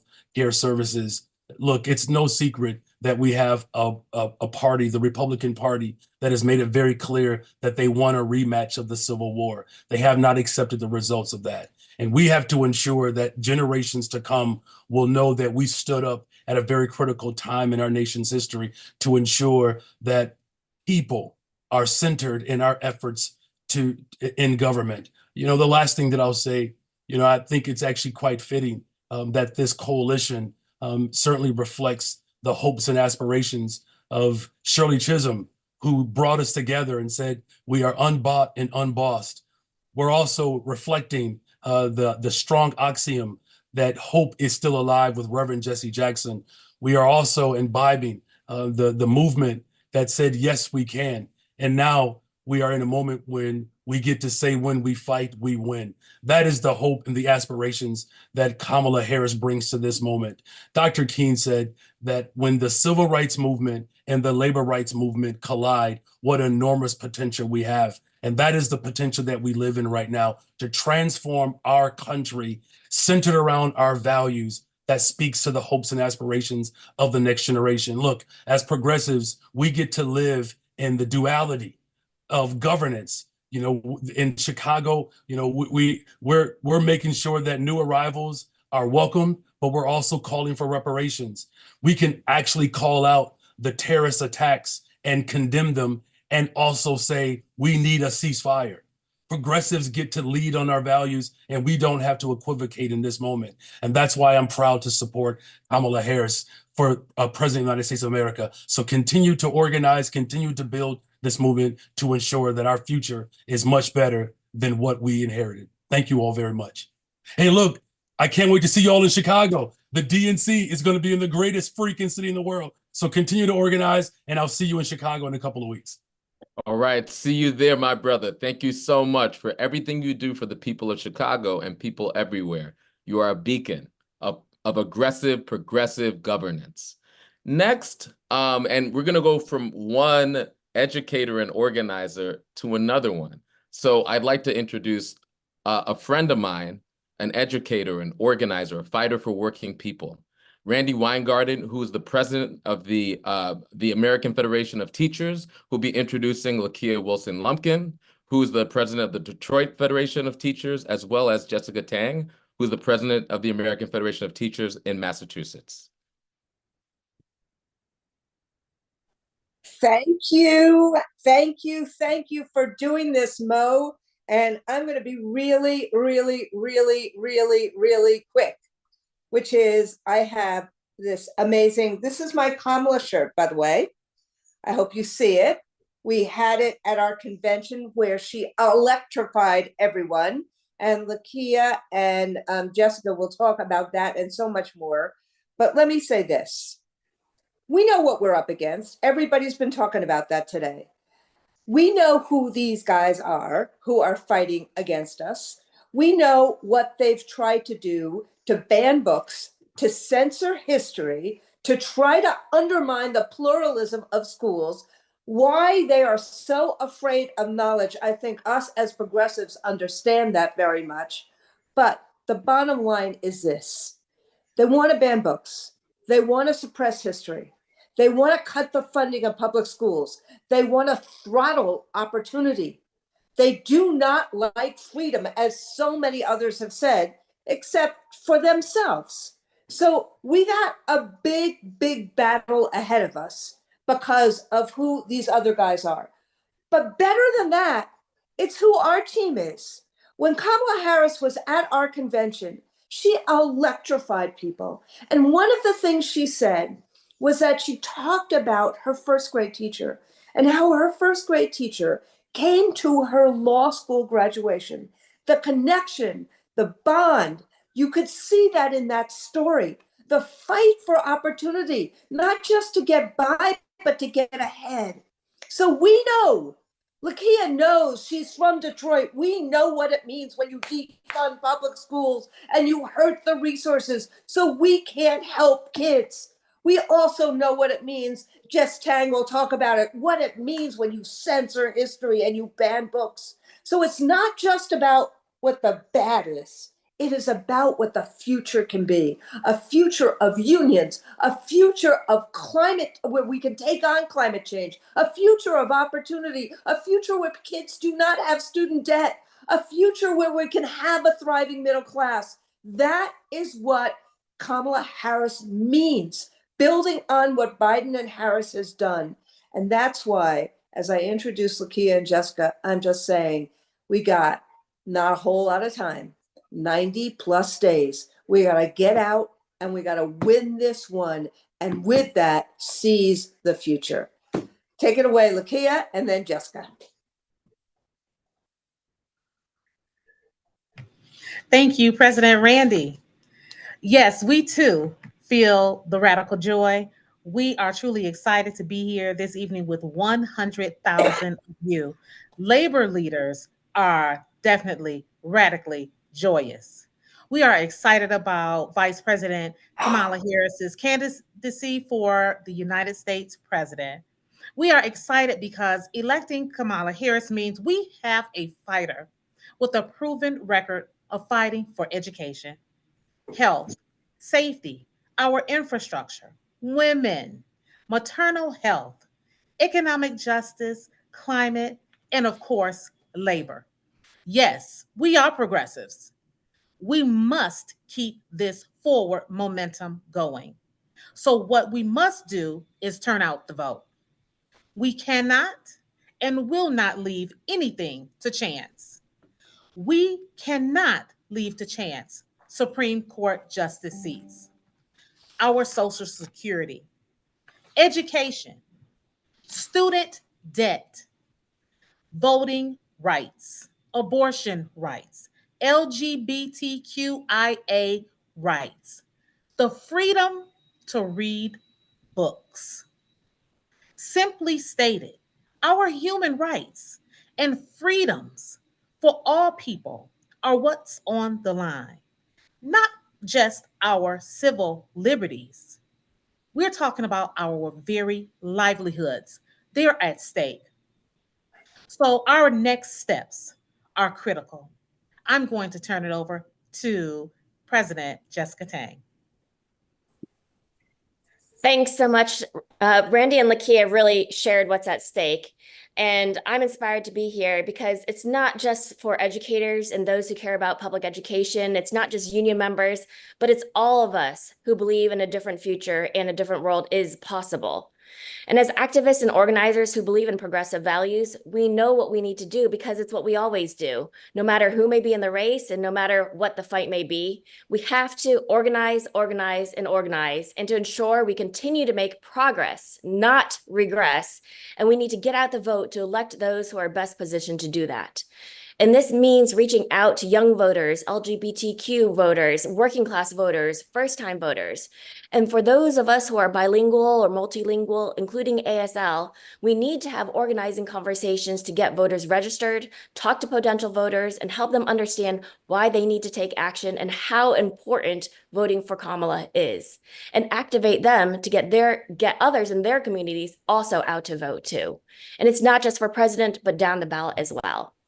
And our organizing does not end on November 5th. We also need to stay organized to ensure not only that Kamala Harris wins, but also when she does, the results are protected and democracy is protected.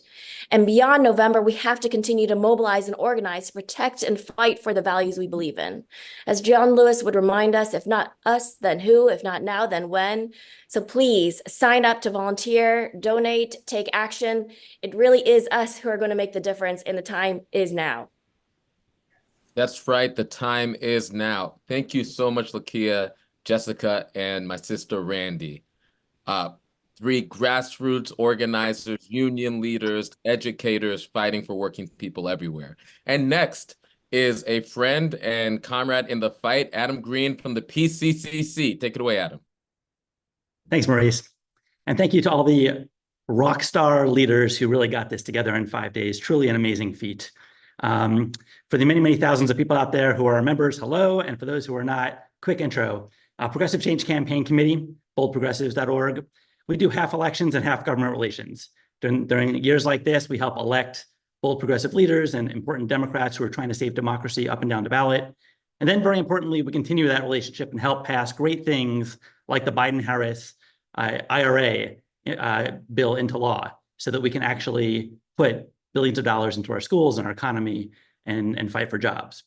So I want to make a really counterintuitive point, perhaps, as a policy person and as someone who I know is on a call with people with shared policy values, which is that nothing matters more in this election than vibes.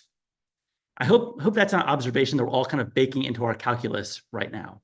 When I say vibes, I mean strength versus weakness, shake up the system outsider versus establishment insider, normal versus couch, things like that. And that's not separate from policy. Just today, just several hours ago, actually, got huge news that the Biden-Harris administration had a giant victory against Google for the first time, literally since last century. We've had this massive corporation declared a monopoly. That could be described in many wonky terms, but man, that feels good. You know, government in the hands of the right people, going to bat for the little guy, going to bat for small businesses, holding corporations accountable. That's about strength. That victory is part of vibes, right? Part of what we need in a future Harris administration is a continuation of really good people in government. You know, one can make a very wonky case for Lena Khan at the Federal Trade Commission or Rohit Chopra at the Consumer Financial Protection Bureau that Elizabeth Warren talked about before. But, you know, I'll tell you, when we talk about cracking down on abusive corporations that are jacking up prices on families for everything from groceries to gas prices to prescriptions to bank fees, this is stuff that actually animates people and impacts their life. And quick story, I have a cousin, very non-political. We got coffee recently, and she said to me, "What do you do professionally again? Is it like political stuff?" And I was like, "Yeah, I do political stuff." And she's like, I don't do politics. And I said to her, you know, let me just mention one issue that we've been working on a little bit recently. And I said the word Ticketmaster, and her eyes lit up. And she starts talking about how much she and her family get screwed every time they want to buy a ticket to something. And then she told me about how she's taking her kids on a vacation, the hotels, the airlines, getting them surprise fees left and right? It was a vibe. You know, that's a small issue that stands for a larger story of our side going to bat for the little guy. So I bring that up because Kamala feels different, right? Only now could we possibly have Kamala is rat pins. And, you know, we have the cool breeze at our back. And my aspiration for this call is that we leave here and all are intent on turning that into a whirlwind. We're all organizing even more in our communities. And that's why I hope that you donate. If you see a button in front of you, volunteer. If you see a volunteer link in front of you. And I hope you go to a website we set up called endorsekamala2024.com, which is our attempt to get regular people, in addition to the union leaders, in addition to the organization leaders, in addition to the politicians, everyday people publicly endorsing the Harris ticket, and also telling us your superpowers. Are you a musician? Are you an electrician? Are you a coder or a video gamer? Are you an event planner? We would like to help sync regular people who got the vibes at our back, who are so enthusiastic for this ticket, to really connect with both the Harris campaign and also down ballot folks that really need your help. So I hope you'll go to endorsekamala2024.com, be part of the vibes. And I'll just say, you know, we have the strength. We are winning. We are shaking up the system. So I hope we all get out there, combine the policy and the vibes together, and let's get Kamala Harris elected. Thanks, everybody. Thanks, fellow progressives. And thank you. And quickly, I'd like to turn it to a progressive fighter in Congress. I'm talking about no other than California Congressman Ro Khanna. Thank you, Maurice. Thank you. What an exciting call. I hear over 100,000 people. That's an incredible job you've done in organizing and getting so many progressive stalwarts on. I was just in Reno, Nevada for Vice President Harris, and it was electric. Over 100 people showed up in a small place to knock on doors, volunteer, and that was 3 times that were showing up earlier. So the energy is there. I just think we need to mobilize our progressive movement to run on a clear working class agenda, strengthening Social Security, making sure we're expanding Medicare to dental, vision, and hearing, having a living wage, making sure that we're ending medical debt, making sure that we're making public college tuition free. These are the policies that are going to speak to the working and the middle class, and they're exceedingly popular. And when we run on a progressive economic vision, a vision to empower the working and middle class, recognizing that they're still hurting with high rents, to cap rents. I mean, I heard that all over Nevada, the rents are too high. We want to cap these rents for landlords, but we need to make the economic case.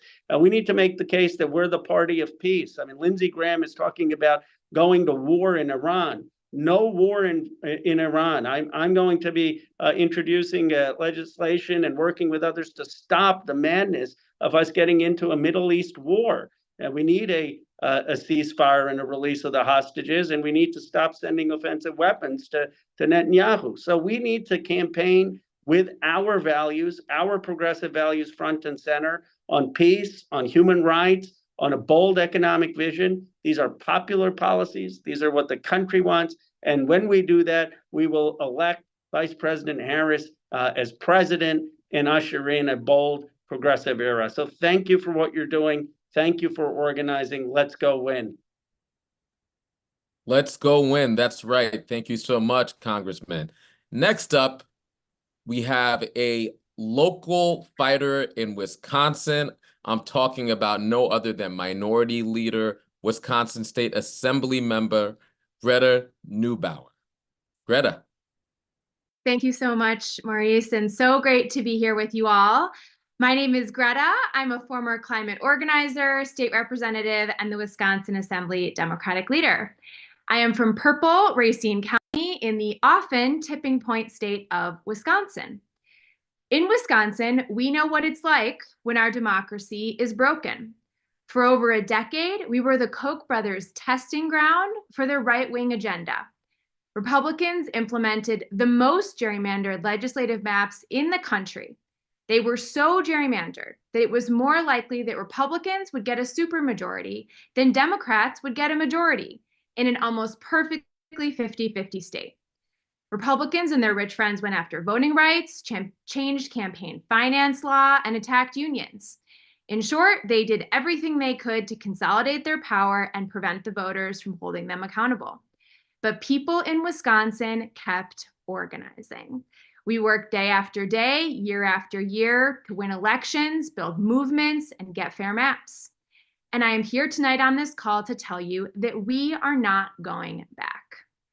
But Republicans learned something in Wisconsin. They learned it was worth it for them to rig the system because they didn't have to listen to us. Movements of hundreds of thousands could not change their minds. As an organizer, I learned about how to move public opinion, influence political outcomes, and win progressive policy, but it was really hard to do that in a state where Republicans could not lose. Donald Trump is an existential threat to our democracy. He has no reservations about undermining democratic norms. He will change the rules. He will insulate himself from the will of the people. He will implement the Wisconsin playbook on a national scale. Take it from someone who's lived that political nightmare, it will be really hard for us to come back from that. We simply have to win in November. We have to do everything we can to elect Kamala Harris.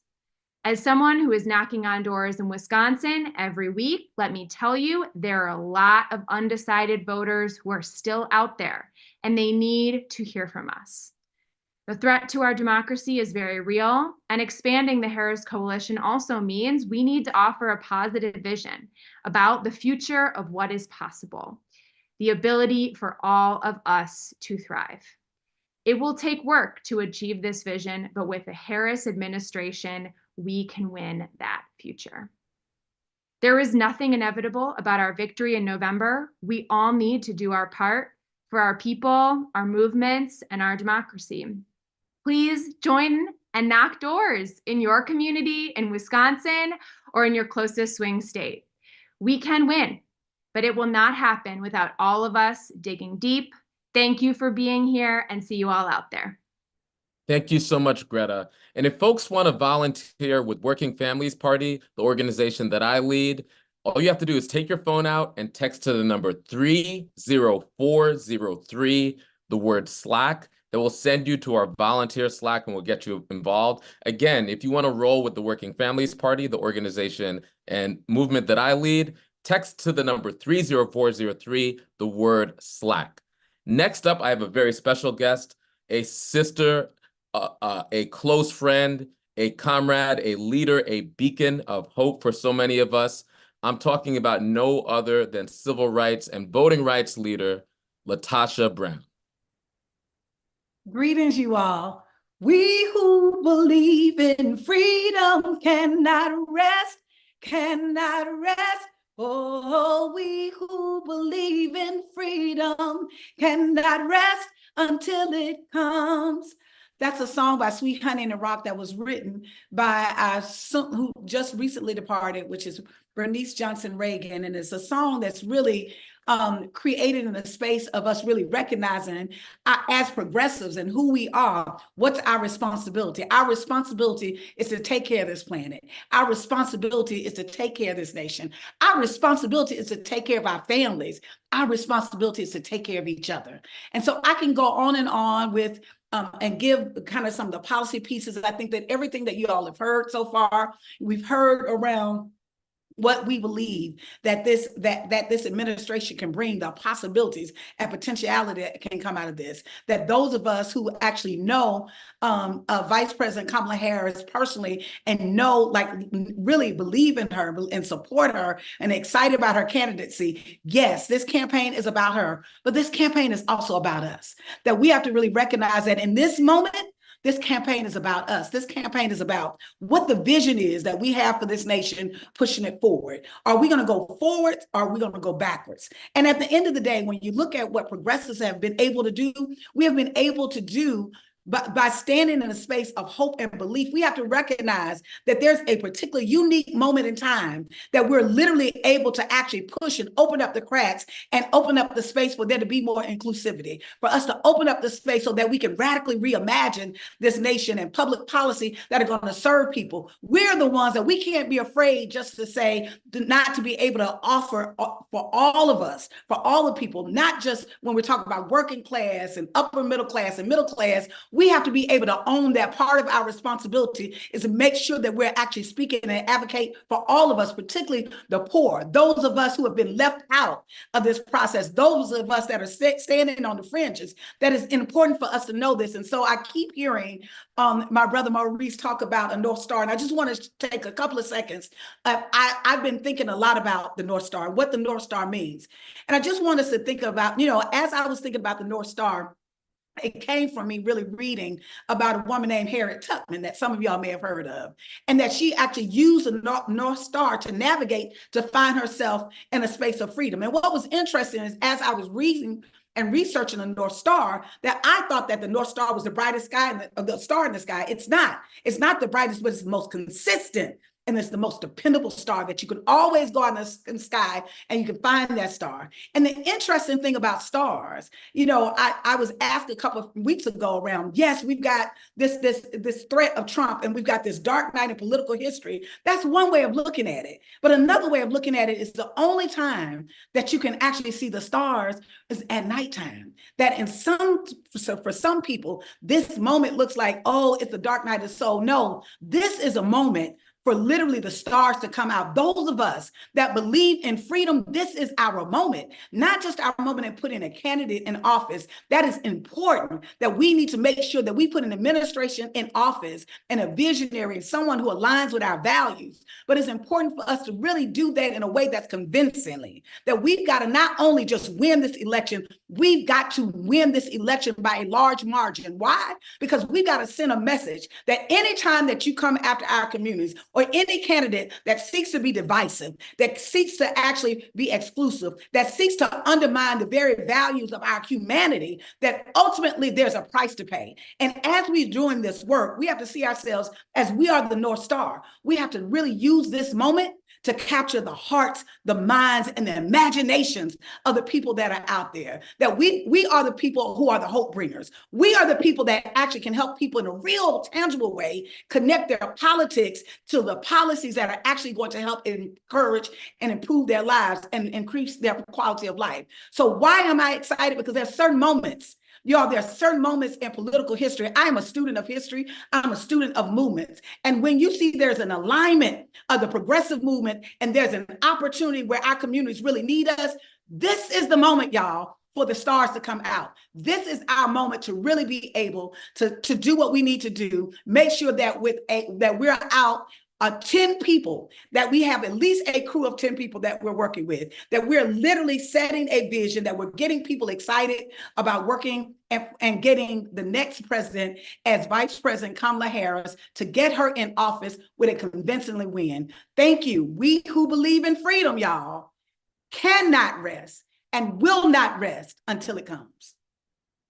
We who believe in freedom cannot rest. Indeed, my sister Latasha, thank you so much for that message. Next, I have the honor of bringing up to speak a fighter for our people, the Congresswoman from Minnesota, a movement Congresswoman, my friend Ilhan Omar. Thank you so much, Maurice, and hello to everyone who is with us tonight. It is really exciting to be with you all. And I want to say to Sister Brown, as a resident of the North Star State, it is really good to hear from you. You know, I was thinking a lot about that North Star, actually, as you were speaking, and I was thinking about what is our North Star as progressives. And that is to create progress and to continue to build on the progress that we have already made.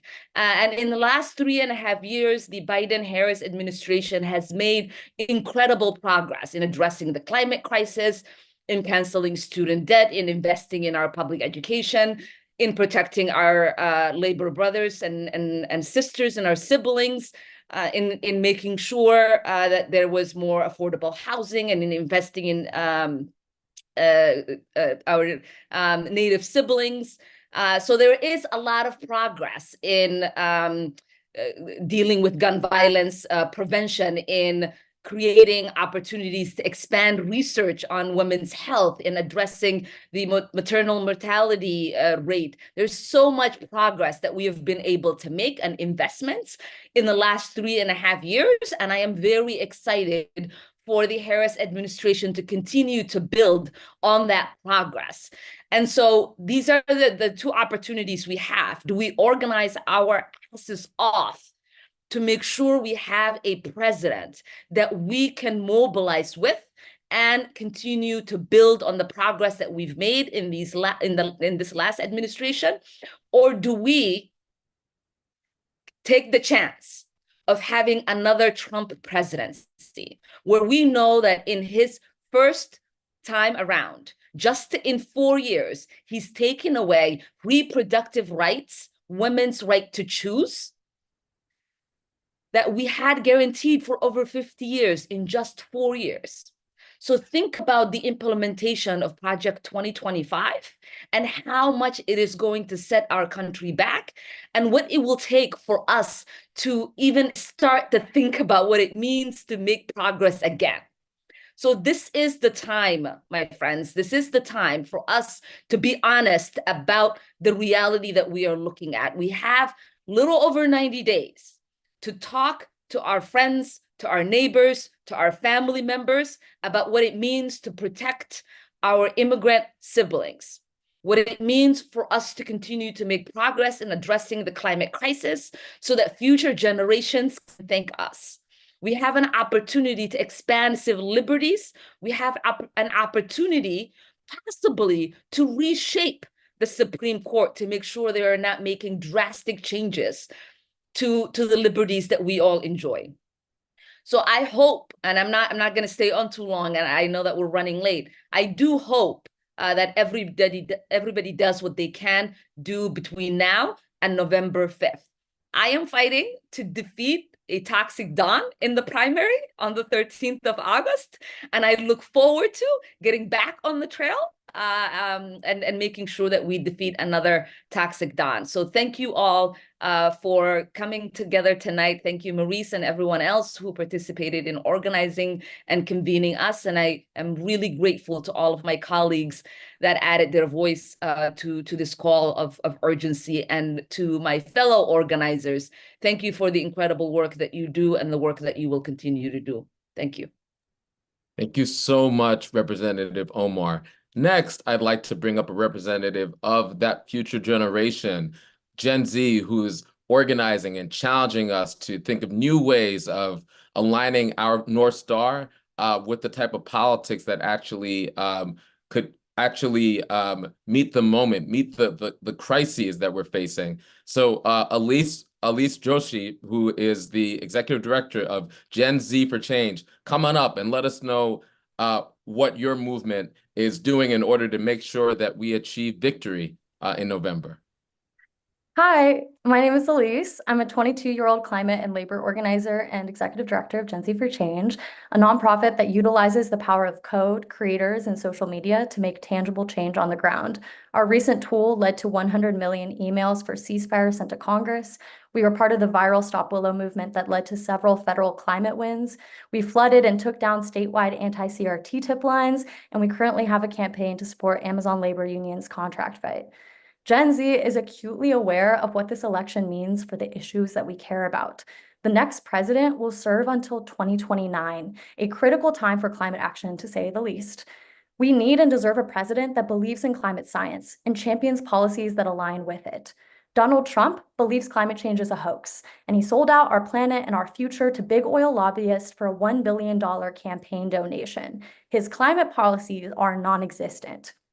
Additionally, Gen Z was and is a critical part of the unionization boom. From Starbucks Workers United to UAW's UC academic worker strike that I had the honor to speak at as a student in solidarity, we need and deserve a president that supports workers' rights to a union, to thriving wages, and safe working conditions. Trump will gut the National Labor Relations Board and allow corporations to union bust and exploit workers. Further, we need a president that understands that climate and labor justice are the same fight. We must build on the wins of the Inflation Reduction Act and the bipartisan infrastructure bill and champion an agenda that centers union jobs, a pathway to citizenship, green affordable housing, expansive and reliable public transit, and an end to fossil fuel handouts. An agenda that leaves the oil and gas in the ground but leaves no worker or human behind. When the Biden-Harris administration halted approvals for construction of all new LNG export terminals in January of this year, the official statement stated, quote, "We will heed the calls of young people and frontline communities who are using their voices to demand actions from those with the power to act." Gen Z is determined to make sure Trump is nowhere near the White House ever again. At the same time, Gen Z for Change must honor where this generation is at. Heeding the calls of young people means calling for an immediate and permanent ceasefire and using the leverage at our disposal to achieve one, including a weapons embargo. With that and a working class agenda, we will see record turnout from Gen Z in November. Thank you so much. Thank you. And next up is a comrade and friend of mine from Hawaii, Kaniela Ng. Kaniela. Mahalo, Maurice. Velina mai kako, Kaniela ko inoa. Hi, I'm Kaniela Ng. I'm a Kanaka Maoli. I'm also mixed race. Shout out. I'm a former elected official and national director of the Green New Deal Network. And I'm all in for Kamala Harris because the communities that I hold dear need her as our next president. It's that simple. I'm from a working poor community. As a kid, it would rain sugarcane ash on us during recess. It smelled like melting plastic, toxic. My friends and I would wheeze with asthmatic symptoms. And years later, land speculators forced us out of our home. And a year ago, climate disasters devastated my home island with our nation's deadliest wildfire, and we're still recovering. So Kamala Harris, more than any national politician I've seen, really understands my life. She knows that big oil, the fossil burning industry, can only continue when communities like mine are sacrificed. If government protected our health and safety, polluters would be dust. They have gone the way of blockbuster stores, obsolete years ago. We'd have homes, solar, energy freedom. My kids, ages 5 and 8, would be able to breathe freely, drink clean water, have time to learn their native language, songs, and dance. They'd be able to stay on their ancestral land through their adulthood. Donald Trump, on the other hand, and his weird friends, they don't represent me. They can't, because they're just another generation of the far-right oligarchs that caused the trauma experienced by my mother, my grandmother, and my foremothers before her. Just look at Project 2025. It could just as well be called Project 1898, because they're peddling the same dangerous extreme policies of the original far-right oligarchs in Hawaii that robbed us of our freedoms and safety, all to benefit an elite few. 7 generations ago, women could vote in the Hawaiian Kingdom, decades before the West. Queen Liliuokalani, Queen, was our head of state. Trans people, Mahu, were spiritual leaders. and we opened our shorelines to immigrants to help us outnumber the elites. But then people like Donald Trump told us that our way wasn't right. They scapegoated the weakest among us, pitted us against each other, and that cost us our power, wealth, and land. This election is a chance to reverse that harm here and across the nation in this beautiful world. For the U.S. to catch up to our islands in this regard, so I'm honored to be helping elect Kamala Harris as our first Madam President. Lastly, my non-political friends and family keep reminding me that they expect more than an anti-Trump agenda to turn out. They need a plan to actually improve their lives, one that inspires our people to turn out big, propel Kamala Harris to victory, and build a durable future for the rest of us. We're calling it Project 2025, or Progress 2025, a unity agenda for the next president, and we'll be coming out soon. So I invite each of you to reach out to join us to help drive turnout for the hard-to-reach communities. Thousands of people and organizations are signing up, and we need you standing right there with us. But first, donate and volunteer to Kamala. This is a historical lesson for all of us. So much joy, love, and power to be gained in the process. 2022, Green New Deal Network worked with so many of you to pass the Inflation Reduction Act. 2023, we passed 13 state and local bills. And 2024, we're electing Kamala Harris as President of the United States. Malama Fono. Haniela, thank you so much. And Elise, thank you so much. And quickly, I just want to recognize a team of about a dozen volunteers that pulled this massive call together. So thank you, Maria, Aaron, Joe, Alex, Charlie, Evan, Ruha, Patrick, Lake, Eliza, Will, Stefan, Bill, and anybody else who was involved behind the scenes. Thank you so much for all of your organizing, all your work. Next up is Congresswoman from the great state of Vermont, Becca Balint. Becca. Hi, thanks so much. I'm Congresswoman Becca Balint. I'm the first woman and first queer person to represent Vermont in Congress. Tonight on this call, I am a scrappy little dyke, and I'm so excited to be with you all tonight to do this hard but very joyous work. It's really an honor to share the stage with so many progressive leaders and champions, and all the folks who have come before me tonight have touched on all the important policies we need to move when Kamala Harris becomes president. You know what I'm talking about, and I know you care about these things because you're the diehards. You are still on this call after 2 hours, so shout out to all of you who are here organizing. Thank you for being engaged. Thank you for showing up. I ran for office because I believe leaders should be focused on alleviating suffering and fighting for the people on the margins. This view was informed by all the years I spent as a public school teacher teaching middle schoolers in rural Vermont. I learned so much from my students and their families, and I know that that work made me a better public servant. Kids and working families must be at the center of our policy discussions and decisions. That's why I'm supporting Vice President Harris. I know she understands this. I'm also a proud supporter of Kamala Harris because she's been there for my community. Project 2025 is coming for queer and trans people across this country. I know that Harris will be there to push back against the hatred. She'll stand up for those of us who are having our rights, stripped away from us by Trump and his apologists. They're trying to drag us back to the 1950s. If you are queer or trans or non-binary on this call, or if you love somebody in our community, please, please don't sit this election out. Organize for Vice President Harris and protect our rights, because we can do this, but we need all of us together. The other thing I wanted to say tonight is this moment is full of so much possibility and promise. Don't believe the cynical voices that say that we can't elect a woman president. Of course we can. We're the change makers. We make the change by digging deep and stretching ourselves. We do it by building strong, broad coalitions. And we don't need perfection in this work, but we do need curiosity and a generosity of spirit and a vision for what America can be. And we have to be fully engaged in the process, even when it feels hard. This election, we have to do more than we think we're capable of. We have to believe in what is possible and then do the work to manifest it. History doesn't just happen, we make it happen. So Vice President Harris needs your energy and your courage and your fight, and she needs the gifts that you alone possess in order to do this historic work together. So I'm so proud to be right here by your side in the fight, And as Vice President Harris has reminded us time and time again, when we fight, we win. Progressives, let's go. All right, I'm pumped. When we fight, we win. Next up, we have Jose Vasquez. Jose is the Executive Director of Common Defense. Jose. Thank you, Maurice. Good evening, everyone. Thanks for hanging in there with us tonight. My name is Jose Vasquez. I'm a proud U.S. Army veteran and the Executive Director of Common Defense, as Maurice mentioned, and it's an honor to speak with you all tonight on behalf of veterans and military families. Common Defense is the nation's largest grassroots organization of progressive veterans. We were founded to unite veterans and military families against the threats posed by Donald Trump and his administration.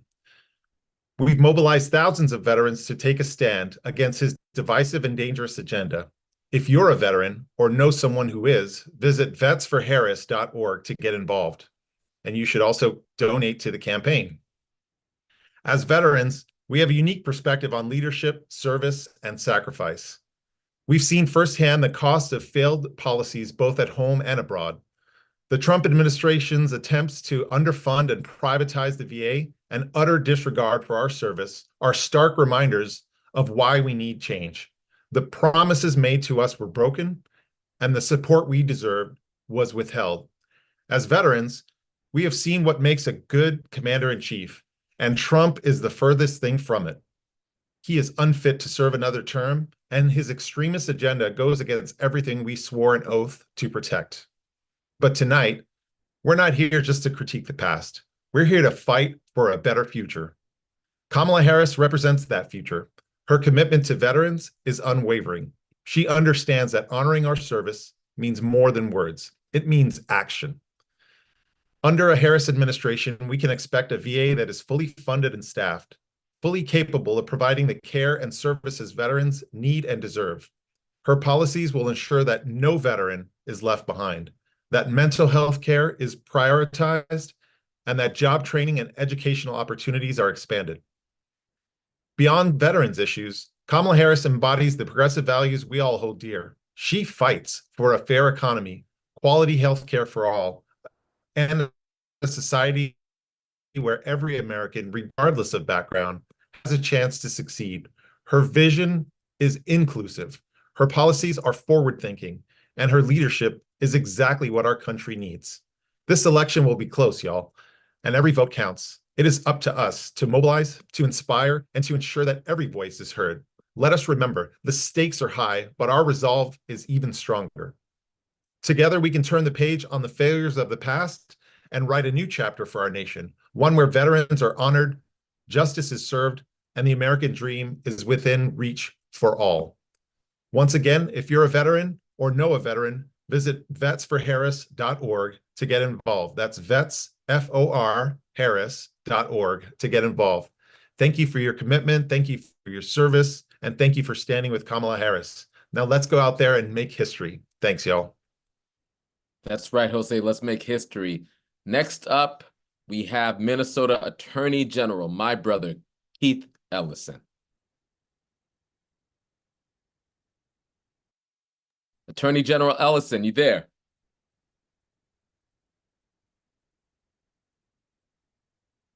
Okay, well, we're going to work on Attorney General Ellison, but in the meantime, a very close friend, a grassroots leader, organizer, true working families representative, New York City's own, the New York City Comptroller, my friend, and WFP elected official, Brad Lander. Thanks so much, Maurice. It was great to see you in Queens for the New York State Working Families Party Convention 2 weeks ago on Saturday. What a difference 2 weeks can make, huh? I'm Brad Lander, the New York City Comptroller. So delighted to be here. So what do our cities, counties, and towns need, and how does this election affect it?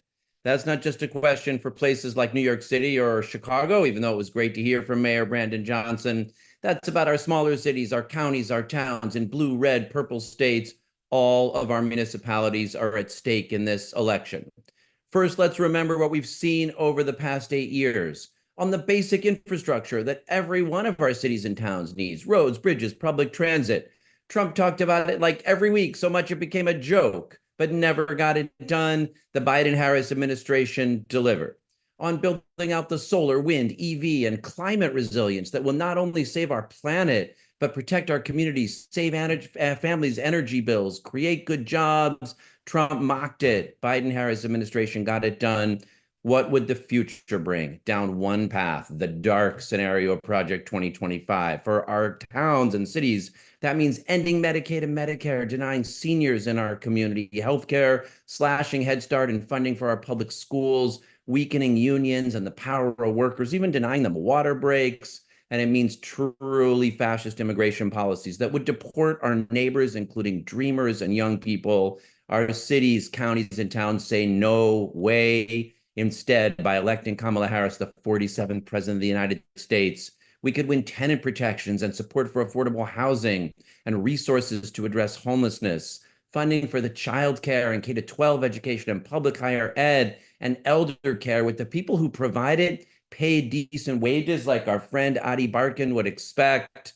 We can win support for the kinds of programs that help communities confront substance abuse disorders and mental health crisis and gun violence. And we can win the continued resources for infrastructure and climate transition that will help our communities survive and thrive in the coming decades. We often say that our democracy is at stake in this election, and it is. It's worth remembering that our cities, our counties, our towns are at stake as well. But luckily, it's in exactly those places where we build the relationships that we need to organize to make Kamala Harris the 47th president, to hold the Senate, to win the House, and to deliver the future that all our families in all our communities deserve. Let's get to it. Thanks, y'all. Thank you so much, Brad. And next up, we have a aggressive progressive who is fighting in the South, who is proving that aggressive progressives can run and win and struggle everywhere. I'm talking about no other than my brother, State Rep from Tennessee, Justin Jones. Good evening, everyone. My name is Justin Jones, and I serve as the youngest Black representative in the state of Tennessee. Today in Tennessee, our students went back to schools, and we are seeing the real-life effects of book bans, where locks were put on school libraries because librarians did not have enough time this summer to take books off the bookshelves that my Republican colleagues want banned. This is Project 2025. Project 2025 is Tennessee 2024. And one of the reason I'm supporting Vice President Harris is that last year when we were expelled following a mass shooting that took the lives of 3 9-year-olds and 3 adults, as we called for my Republican colleagues to ban assault weapons, and instead they chose to assault democracy by expelling us. The very next day, within 24 hours, VP Harris took an emergency trip to Nashville to stand in solidarity and to send a message to my Republican colleagues in the legislature that their authoritarianism would not happen without resistance, that we would not bow down, and that we would push back and fight for the vision of multiracial democracy that all of us deserve. And so I'm here to say that a lot of times when we look at the progressive movement, too often we forget the South. And, Southern segregationists would say that the South would rise again, but I keep lifting this message across the nation. I think it's something that the Vice President represents in her acts of solidarity, in her acts of showing up, lifting up a new generation of voices, that the South will rise anew, that a South rooted in multiracial democracy, rooted in multi-generational democracy, rooted in challenging white supremacy and authoritarianism and plantation politics can rise anew here in a state that is the birthplace of the Klan, but it's also the birthplace of the National Student Movement. When the Vice President came here, she spoke at Fisk University in the same chapel where Dr. King and Desmond Tutu spoke, lifting up our fight for democracy. And she sent a clear message that changed the trajectory of our battle here in a state where so often we were told that we were isolated and alone and that the Republican supermajority could never be broken. And her presence of solidarity sent a message to everyone in my district, the most diverse district, that if we fight together, we can win together. And when we rise up, we can bring down not only monuments of white supremacy, as we did with some Confederate monuments, but the legacies of those very monuments through policies of voter suppression in a state where 1 in 5 Black men cannot vote, in a state where we've refused Medicaid expansion, in a state where we have banned books but haven't banned the assault weapons terrorizing our kids. Really what's at stake, and really the most important thing that I'm seeing right now, is that we need a president, someone in the White House who will lift up a new generation and who will lift up a long-term vision, not just what we're fighting against, but what is the long-term vision of what we're fighting for when we look at the crises of our democracy, when we look at the crises in our climate, and we look at the crises in our economy. And so we know that Vice President Kamala Harris will be in solidarity with our fight and will not neglect the South. And that's why I'm here to say that I'm giving my full support, because I know that as a progressive movement, I believe in our movement, and that's really where our hope is coming from. programs, that we have built a movement strong enough to push these forces of authoritarianism, to say that we are not going back, but we're moving forward, and that we refuse to go backwards in history. And so power to all those who are on this call. It's been amazing listening. That's the only thing that would keep us up this late, is to be together, building this movement, building this beloved community. And so power to the people, power to you all, and look forward to a November where we send a clear message to fascism that we will not go backwards, but we're moving forward together, not one step back. Peace, y'all. Peace and power to the people. That is democracy. Absolutely. Thank you so much, Brother Jones. Next up, we have Santiago Meyer, who is the Executive Director of Voters of Tomorrow. Santiago. Thank you. Hi, I'm Santiago Meyer, and I am the Executive Director of Voters of Tomorrow, and we are the largest Gen Z-led voter registration organization in the country. And I could not be more excited to be hanging out with thousands of incredible progressives here with such phenomenal speakers, because we're here to do the work. We're here to get into the streets, to go knock on doors, to go make phone calls, and to elect Vice President Kamala Harris. I originally met Vice President Harris in 2019 when I was a high school student who was really excited to go to a rally at first. And as she was walking out, she stopped by and I asked her a question. Her staff was trying to get her to move along. People were trying to take pictures, but she stopped and spent almost 10 minutes just talking to me about how she could represent our generation, how she could make sure that the policies that Gen Z supported were brought into action. And she was just centered at this point. And she has continued this effort as vice president. She went and spoke to thousands and thousands of young people all over the country through her Fight for Freedom tour. She made sure to bring young people into the White House as vice president and listen to their concerns and voice those concerns into the administration. You know, I'm an immigrant, and as an immigrant, seeing the daughter of immigrants be a progressive champion, a fighter for young people, a vice president that's really committed to earning our vote, and potentially the next president is incredibly exciting. We have spent at Voters of Tomorrow months researching everything that we are doing to make sure that young people are represented, that we are making sure that our policy is represented in the White House. And everything has been compiled in what we call the Gen Z agenda. My apologies, Santiago. We're having a little bit of trouble with your audio. So we're going to try to come back to you and see if maybe it's something on our end or your end. And in the meantime, we're going to bring in Representative Barbara Lee. Sorry about that, Santiago. There's some audio issues, but we'll try to get right back to you. But in the meantime, we're going to move to Representative Barbara Lee. Hey, can you hear me? We can hear you loud and clear. Okay, well, listen, thank you all very much for inviting me to be with you for just a minute. And I want to just say how important it is to have this discussion and how important it is the progressives early on support Vice President Kamala Harris as our next president. You all know what the issues are, but you also know why having a voice and a seat at the table is extremely important. And I'm so proud to be part of the Progressive Caucus, former co-chair of the Progressive Caucus in Congress. And it's important for you all to understand and realize it and communicate to you that so much of what has taken place in terms of this administration, progressives were key in making sure that provisions, for example, in the Inflation Reduction Act, in the CHIPS Act, in what was Build Back Better, in our COVID response, all of these issues, the child tax credit, issues around, and you know, I work a lot around reproductive freedom and around poverty reduction and elimination. All of these issues were central and are central to a progressive agenda. And under the leadership of a great woman, Pramila Jayapal, our chair of the Progressive Caucus, we were able to not accomplish everything we tried to accomplish, but we accomplished a lot. And it was because of you, and it was because of the outside push. And it was because progressives held the line and progressives supported what we were doing. And we heard from you on what we needed to do. And so I'm going to just ask you and mention once again that we have to have a seat at the table. And we have to be there and make sure that, of course, we protect our democracy and not allow this convicted felon, who we know oh so well, to be elected again to the White House. But we also have to do the work to make sure that doesn't happen. And we have to be ready. be ready the day after the election to have our agenda and progressives have a seat at the table on every single issue that we know is going to make life better for working men and women,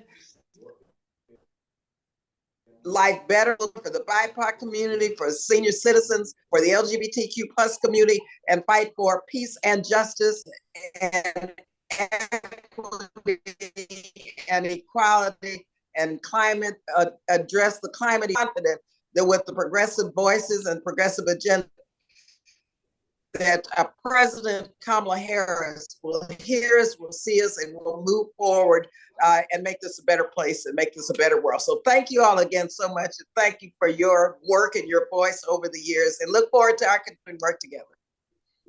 Thank you so much, Representative Lee, a true fighter for working people, a true conscience of the Congress, a true progressive leader, and a true progressive icon. Thank you for all the work that you do.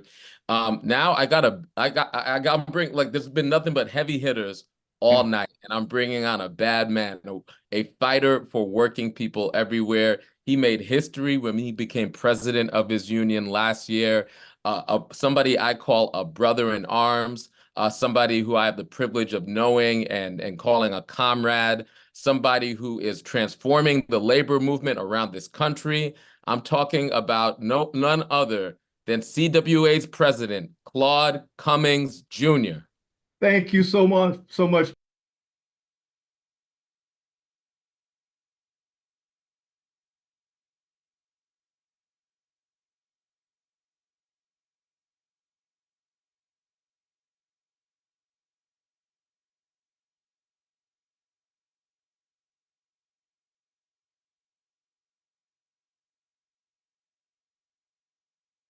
Fights. Listen, I don't want to repeat what a lot of you have said, but we all know that the vision we all share for a more just and equal United States is shared by a majority of our fellow citizens. But the forces standing in the way of the progress will do everything in their power to stop that progress. That's why the work we all do to organize progressives to win elections and then hold elected officials accountable is so important.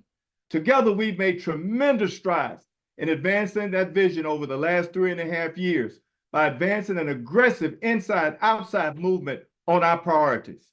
Leaders like all of you outside the Congress have worked hand in hand and glove with Senator Sanders, CBC Chair John Paul, and so many others inside the halls of Congress. It's been needed and progress on many key policies that will improve millions of Americans' lives. And we all know that there is so much more to do. Make no mistake, if we do not elect Kamala Harris, President of the United States, there will be no progress on any of the issues we care about. No progress at all. If we're going to be successful in building and expanding on the progress on key progressive policies on worker rights, the economy, healthcare, reversing the climate crisis, and achieving racial justice, we have to make sure that we have Kamala Harris in the White House. In just the last 13 plus months that I've been president of CWA, I've been impressed with Kamala Harris's engagement with real workers. Over and over and over again, Kamala Harris has sought the input of CWA members and other working people in order to better understand the issues so her policy recommendations truly meet our concerns. Do you think for 1 minute Donald Trump does that? Hell no, he doesn't. The only working people around him that he whines when he whines and dines Elon Musk and other CEOs at Mar-a-Lago are the ones keeping the place running who he's probably refusing to pay. A couple of years ago, Vice President Harris visited a CWA-represented electric bus manufacturing facility in Minnesota. She had a press conference there, but it wasn't some photo op. Our members took her on a tour of the shop floor, and they were extremely impressed with the questions she asked and the attention she paid to their answers. And by the way, Vice President Harris was the co-chair of the White House Task Force on Worker Empowerment. She helped develop literally dozens of policies, literally dozens, some of them big, some of them small, that the administration could do to empower workers without needing new legislation. And how did she develop those? where she met numerous times with CWA members and leaders to hear our concerns. And I know that she did the same with countless other unions. That is who Kamala Harris is. She trusts working people and truly values our opinions. And that's why I and our union, the CWA family, stand with all of you to get Kamala Harris elected President of the United States. Then we will stand with each of you again to make sure she hears from all of us and the majority of Americans who support our vision. We at CWA stand ready to continue fighting for that more just and equitable country that we all dream of and fight for. And Maurice, if I was there in person with all of you, I would ask you to repeat this, what I'm getting ready to say now. But I'm asking all of you to get up every morning and say this. We will protect our democracy. We will protect our unions. We will protect working people. And we will protect future generations. Thank you again so much for having me. Now let's go out and get this done. All right, I'm fired up. I don't know about y'all, but I am fired up. We will protect democracy and we will protect future generations. Thank you so much. Thank you so much, President Cummings. Next, we got Santiago Meyer. I think we worked on the issues on the audio, so come back, Santiago, and let us hear what's bringing you to this fight. Wonderful. Thank you. And yes, I am back. And I want to reemphasize the previous argument before I was cut off. But Kamala Harris at her core cares about young people. And I think that is the most important thing. At Versus Tomorrow, we have spent months, we have spent years, really, doing research to understand what Gen Z believes in. And we have compiled all of this into the Gen Z Agenda, a collection of data-backed policies supported by Generation Z. And what we know and why we're so excited about Vice President Harris is that her bold progressive vision matches so much of our progressive Gen Z agenda. She's trying to build an economy that works for everyone, not just the rich. She's trying to confront the climate crisis. She's trying to put second graders above the Second Amendment. She's trying to protect abortion rights, and she's fighting day in and day out for everything that Gen Z stands for.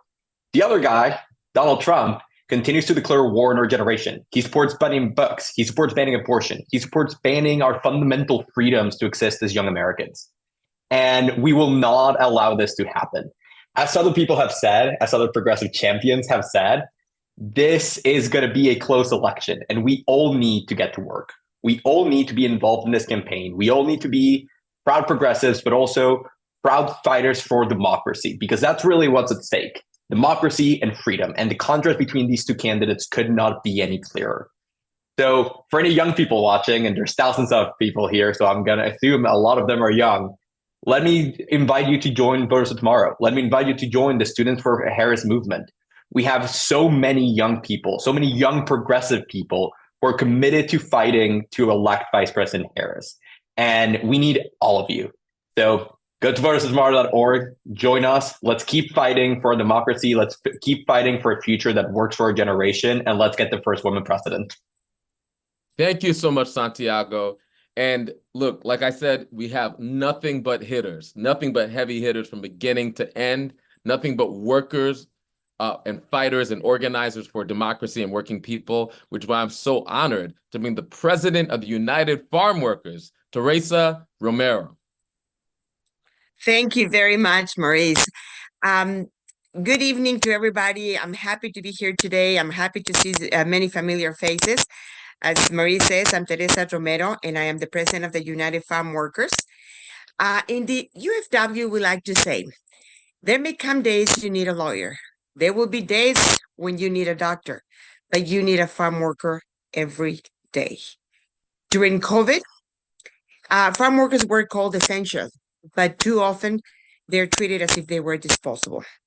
But farm workers are not victims. Farm workers are proud workers who know the truth that people in this country wouldn't have food on our tables if it wasn't for us.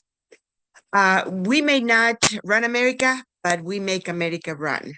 So this election, when you hear or see things about how farm owners support Trump or how rural areas support Trump, just remember that farm workers are with Vice President Kamala Harris. All the previous speakers have said a lot about what is at stake in our country if Donald Trump wins. But I want to make it clear, this isn't just about stopping one dangerous man.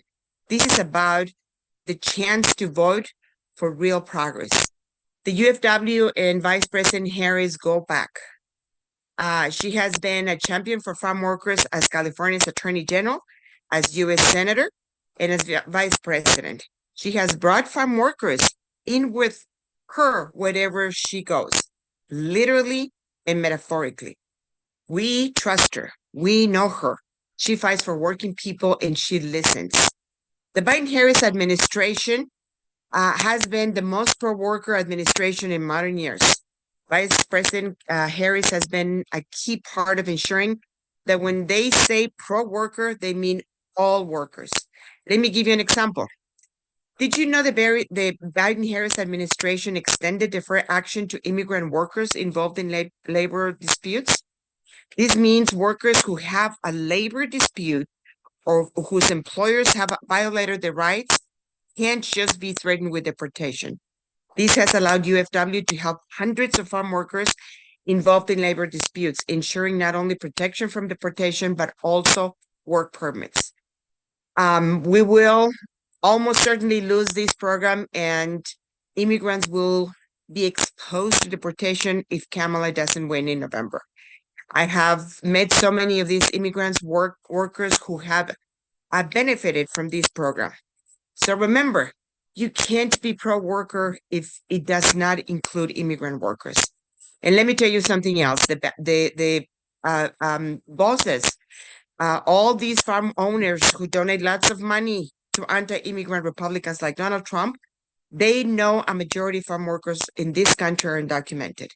That is precisely what they want the workers to be. They want the workers to be scared, because a worker that is scared of being deported is a worker that is not going to, it's going to be scared to ask for a raise or to take action when they get injured at the job. Let me give you one more example of how Kamala Harris has fought for farm workers. Wherever you're in the country, it's probably been very, very hot. In fact, last week was the hottest week on record ever. Farm workers farm workers are in the front lines of climate change, just like they were on the front lines of COVID, because unlike this call, you cannot pick tomato via Zoom. For over 2 decades, the UFW has been fighting to make sure that every farm worker in the fields during these deadly temperatures has access to clean water, adequate shade, and paid rest breaks. This is not a luxury. This is what everybody that is doing physically demanding work in extreme temperatures need to survive. And sure enough, every year we have seen farm workers killed or injured.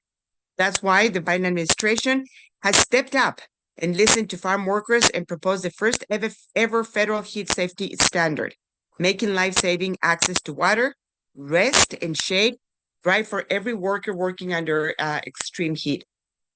To be clear, this is something we've long been fighting for, and for some reason, no other president, Democrat or Republican, has done it.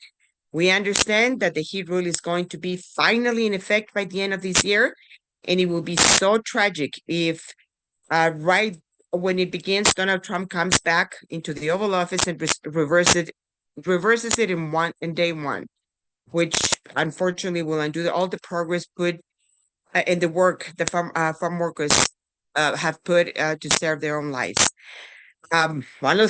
However, with President Harris, we will have a chance to continue to build on the strong worker foundation that the Biden administration has created. Together with President Harris, we can build an economy that works for the workers who make it possible. Imagine an America where farm workers can afford the fruits their own hands harvest. A vote for Kamala Harris is a vote to make that happen. Thank you, and si se puede. Thank you, si se puede, and peace and props and power to all the workers, farm workers, like the workers you organize every single day, domestic workers, like my grandmother, frontline workers, workers everywhere. And like I said, we have hitters all throughout this call, and we're finishing strong. You don't believe me? Let me tell you who's coming up next.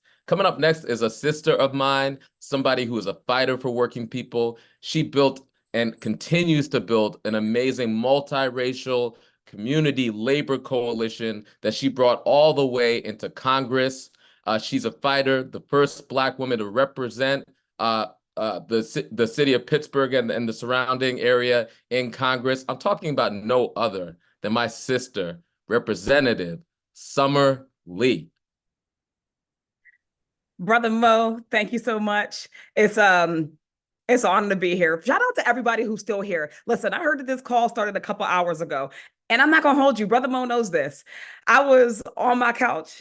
I had my night clothes on and I was watching the Olympics. And I texted this brother and I was like, you know what? I heard y'all a little bit behind. I'm gonna let y'all catch up by leaving me behind. And I'm gonna just go to sleep. And I was sitting there and it occurred to me that with everything that we have at stake, I can't afford to be on the sidelines and I can't afford to stay asleep. We got to be woke right now and we can't be on the sidelines. And the reality is that that's true of progressives. That's true of Black and brown folks. That's true of everybody who lives at every margin, that right now from every corner of this country that we're coming from, we are called right now to shape our country.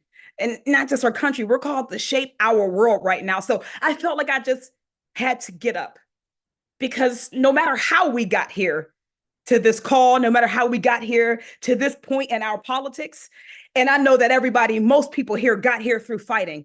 Most people here on a progressive call, we got here by laying it on the line. We got here through community activism. We got here being told that our progressivism was maybe too loud or that maybe our opinions were a little bit too much for the moment, right? A lot of us came here because our lives depended on it. We might have came from the movement for Black lives, or we might come fighting right now for a free Palestine. We have all come here in many different roads. But the reality is that right now, all roads are leading to the same way. Are we going to shape our society right now, or are we going to let folks shape it for us? And I'm here because I'm calling everybody, every progressive, every marginalized person, everybody who cares about your neighbor to come out and help us to shape our country. The days are gone that we can leave it and leave our fate to other people. Let's keep it real. We know precisely what we're going to get. I know where I was a few years ago, an organizer in 2016 on election night in Pennsylvania, the great swing state where all eyes are right now. And I remember working 100 hours a week. It wasn't because I loved any candidate or anyone, but I loved my community.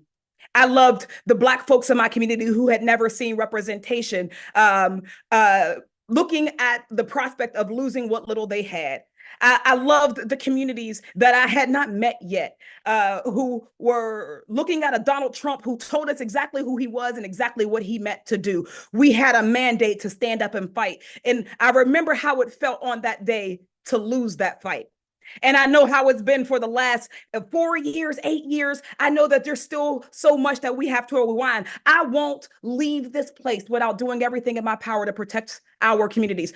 So I want to say something, progressives. What's different now than it was then? Us. We are different. We are more powerful. We have shaped the agenda of this country, come hell or high water. No matter what people have said about progressives, we've stood up. And that's why we have an Inflation Reduction Act. That's why we have an Infrastructure Act. That's why we are moving on climate justice. That's why we will free Palestine. That's why Black lives will continue to matter. That's why, because you all have shown up. So right now, whatever we feel, don't let anybody tell us that this isn't where we belong. We belong in this fight. We deserve to protect our communities from Donald Trump, from Project 2025, from Republicans, from the Supreme Court, from everybody. We deserve to leave our families in a better position than we were before now. So I got up off the couch and I woke up because I won't let my community stay or go back into a position that was worse than when I got here. I'm so grateful for everybody who's in Congress right now who left the Congress better than when I got here. I want to leave it better for the next generation when they get here. And that's what I'm fighting for, this next generation. So thank you for staying up all night with us.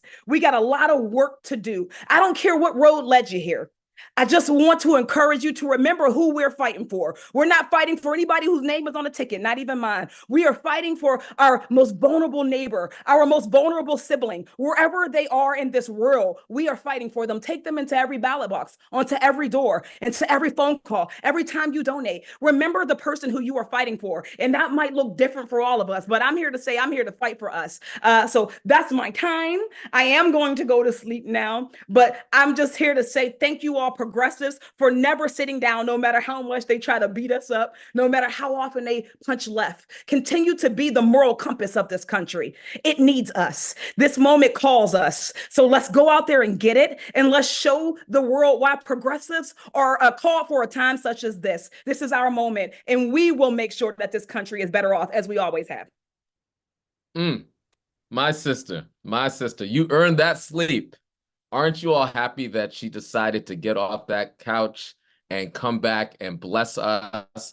Did I lie when I said we have heavy hitters and fighters all the way through and that we will finish strong? I'm here to remind you that this is an organizing call. And if anything you heard, if anything that Summer said to you, spoke to you, I'm speaking to somebody right now. Please find the link, go to the website, sign up for a volunteer shift. I now have the honor to introduce you to a progressive who is an artist, who is behind media, who is weaving stories, telling stories that help humanize the working people that we fight for and with the democracy that we're creating every single day. I bring to you Justin Hillian, who is the co-showrunner and executive producer of The Chi. Thank you, Maurice. And I mean, I don't know how I'm going to follow Sister Summer, but I'll just say that I'm a writer, so I love stories, and it would be a pretty amazing story. So the first female vice president of the United States gets elected. 2 years into her term, she's forced to watch the Supreme Court overturn Roe v. Wade. And then 2 years later, that same woman becomes the first female president of the United States. And she gets to lead the charge to give women the right to make choices about their own bodies. Now, I'm by no means an expert, but that's the beautiful thing about the choice we have before us. It does not take an expert to see the clear differences between Vice President Harris and Donald Trump. So we on the left, we are a broad coalition with many different passions: the climate crisis, immigration, infrastructure. And I just urge us all to come together and unite. All of our futures will be brighter with the President Harris. So to echo everyone who's gone before me, this is our chance. This is our chance to gain control over the House and the Senate. And the best way to do that is to donate and volunteer. So please sign up with organizations like Move On and others that are on this call so that we can make sure we deliver votes to elect Kamala Harris. And so please go to progressivesforharris.com so that we can all exhale a sigh of relief on November 5th, even though that's when the true work is going to begin. Thank you, Brother Justin. And you heard him. Go to progressivesforharris.com. Sign up for a volunteer shift. This is a volunteer and organizing call. Sign up for the shift. And quickly, number one, I want to thank everybody. I want to thank our ASL interpreters. Thank you so much, Cassie and Cyrus, for holding us down. Everybody give them so much love. Thank you for everybody, the dozens of leaders, labor leaders, political leaders, grassroots leaders who came and spoke to us. And I just want to close on this note. And I want to thank each and every one of you. There's been close to 100,000 plus of you in our viewing audience. If just half of you sign up for a volunteership, that would be a volunteer boom. But we don't need just half. We actually need all of you, each and every one of you. I know there's some of you who have not signed up for a volunteer shift or have not donated. I'm speaking to you. I'm speaking directly to you. Click the link, go on the website, do it now. And as I said before, our time is now. Again, if you haven't, don't wait until the call is over. Don't wait until I finish speaking. Volunteer. And I want to explain why. When you're watching the 24-hour news, when you're caught up in scrolling online, and sometimes we doom scroll, right? Sometimes we get caught up, and it's so easy for the marketplace to try to lull us into being consumers, to being political consumers, right? Where we're kind of just consuming political news and information, but we're not emotion. Or they try to lull us into being spectators, right? We're either in the consumers in the political marketplace or just spectators in the arena of political sport, wearing a red jersey or a blue jersey and screaming and yelling for our team or yelling at the other team, but not necessarily getting in the arena. We don't choose either of those directions. We are neither consumers or spectators. We are political agents, each and every one of us, and certainly us collectively. We are organizers. We are leaders. And our work may be hard, but our work also is joyous, also is contagious, also is irresistible, also is powerful and leaderful. And that momentum that you feel, you're a part of that momentum. That momentum, whether or not it continues, if you see them talking about the news about, oh, how long will this momentum continue? You determine that with your organizing, with your volunteering, with the conversations you have with friends, family, neighbors. You, all of us, we are the momentum. We are the nation. We are the victory, only if, because there are no guarantees, if we organize. When they ask what you did to stop fascism, tell them you did everything within your power. Tell them it started today. And we've got 92 days left. Let's leave it all out in the field.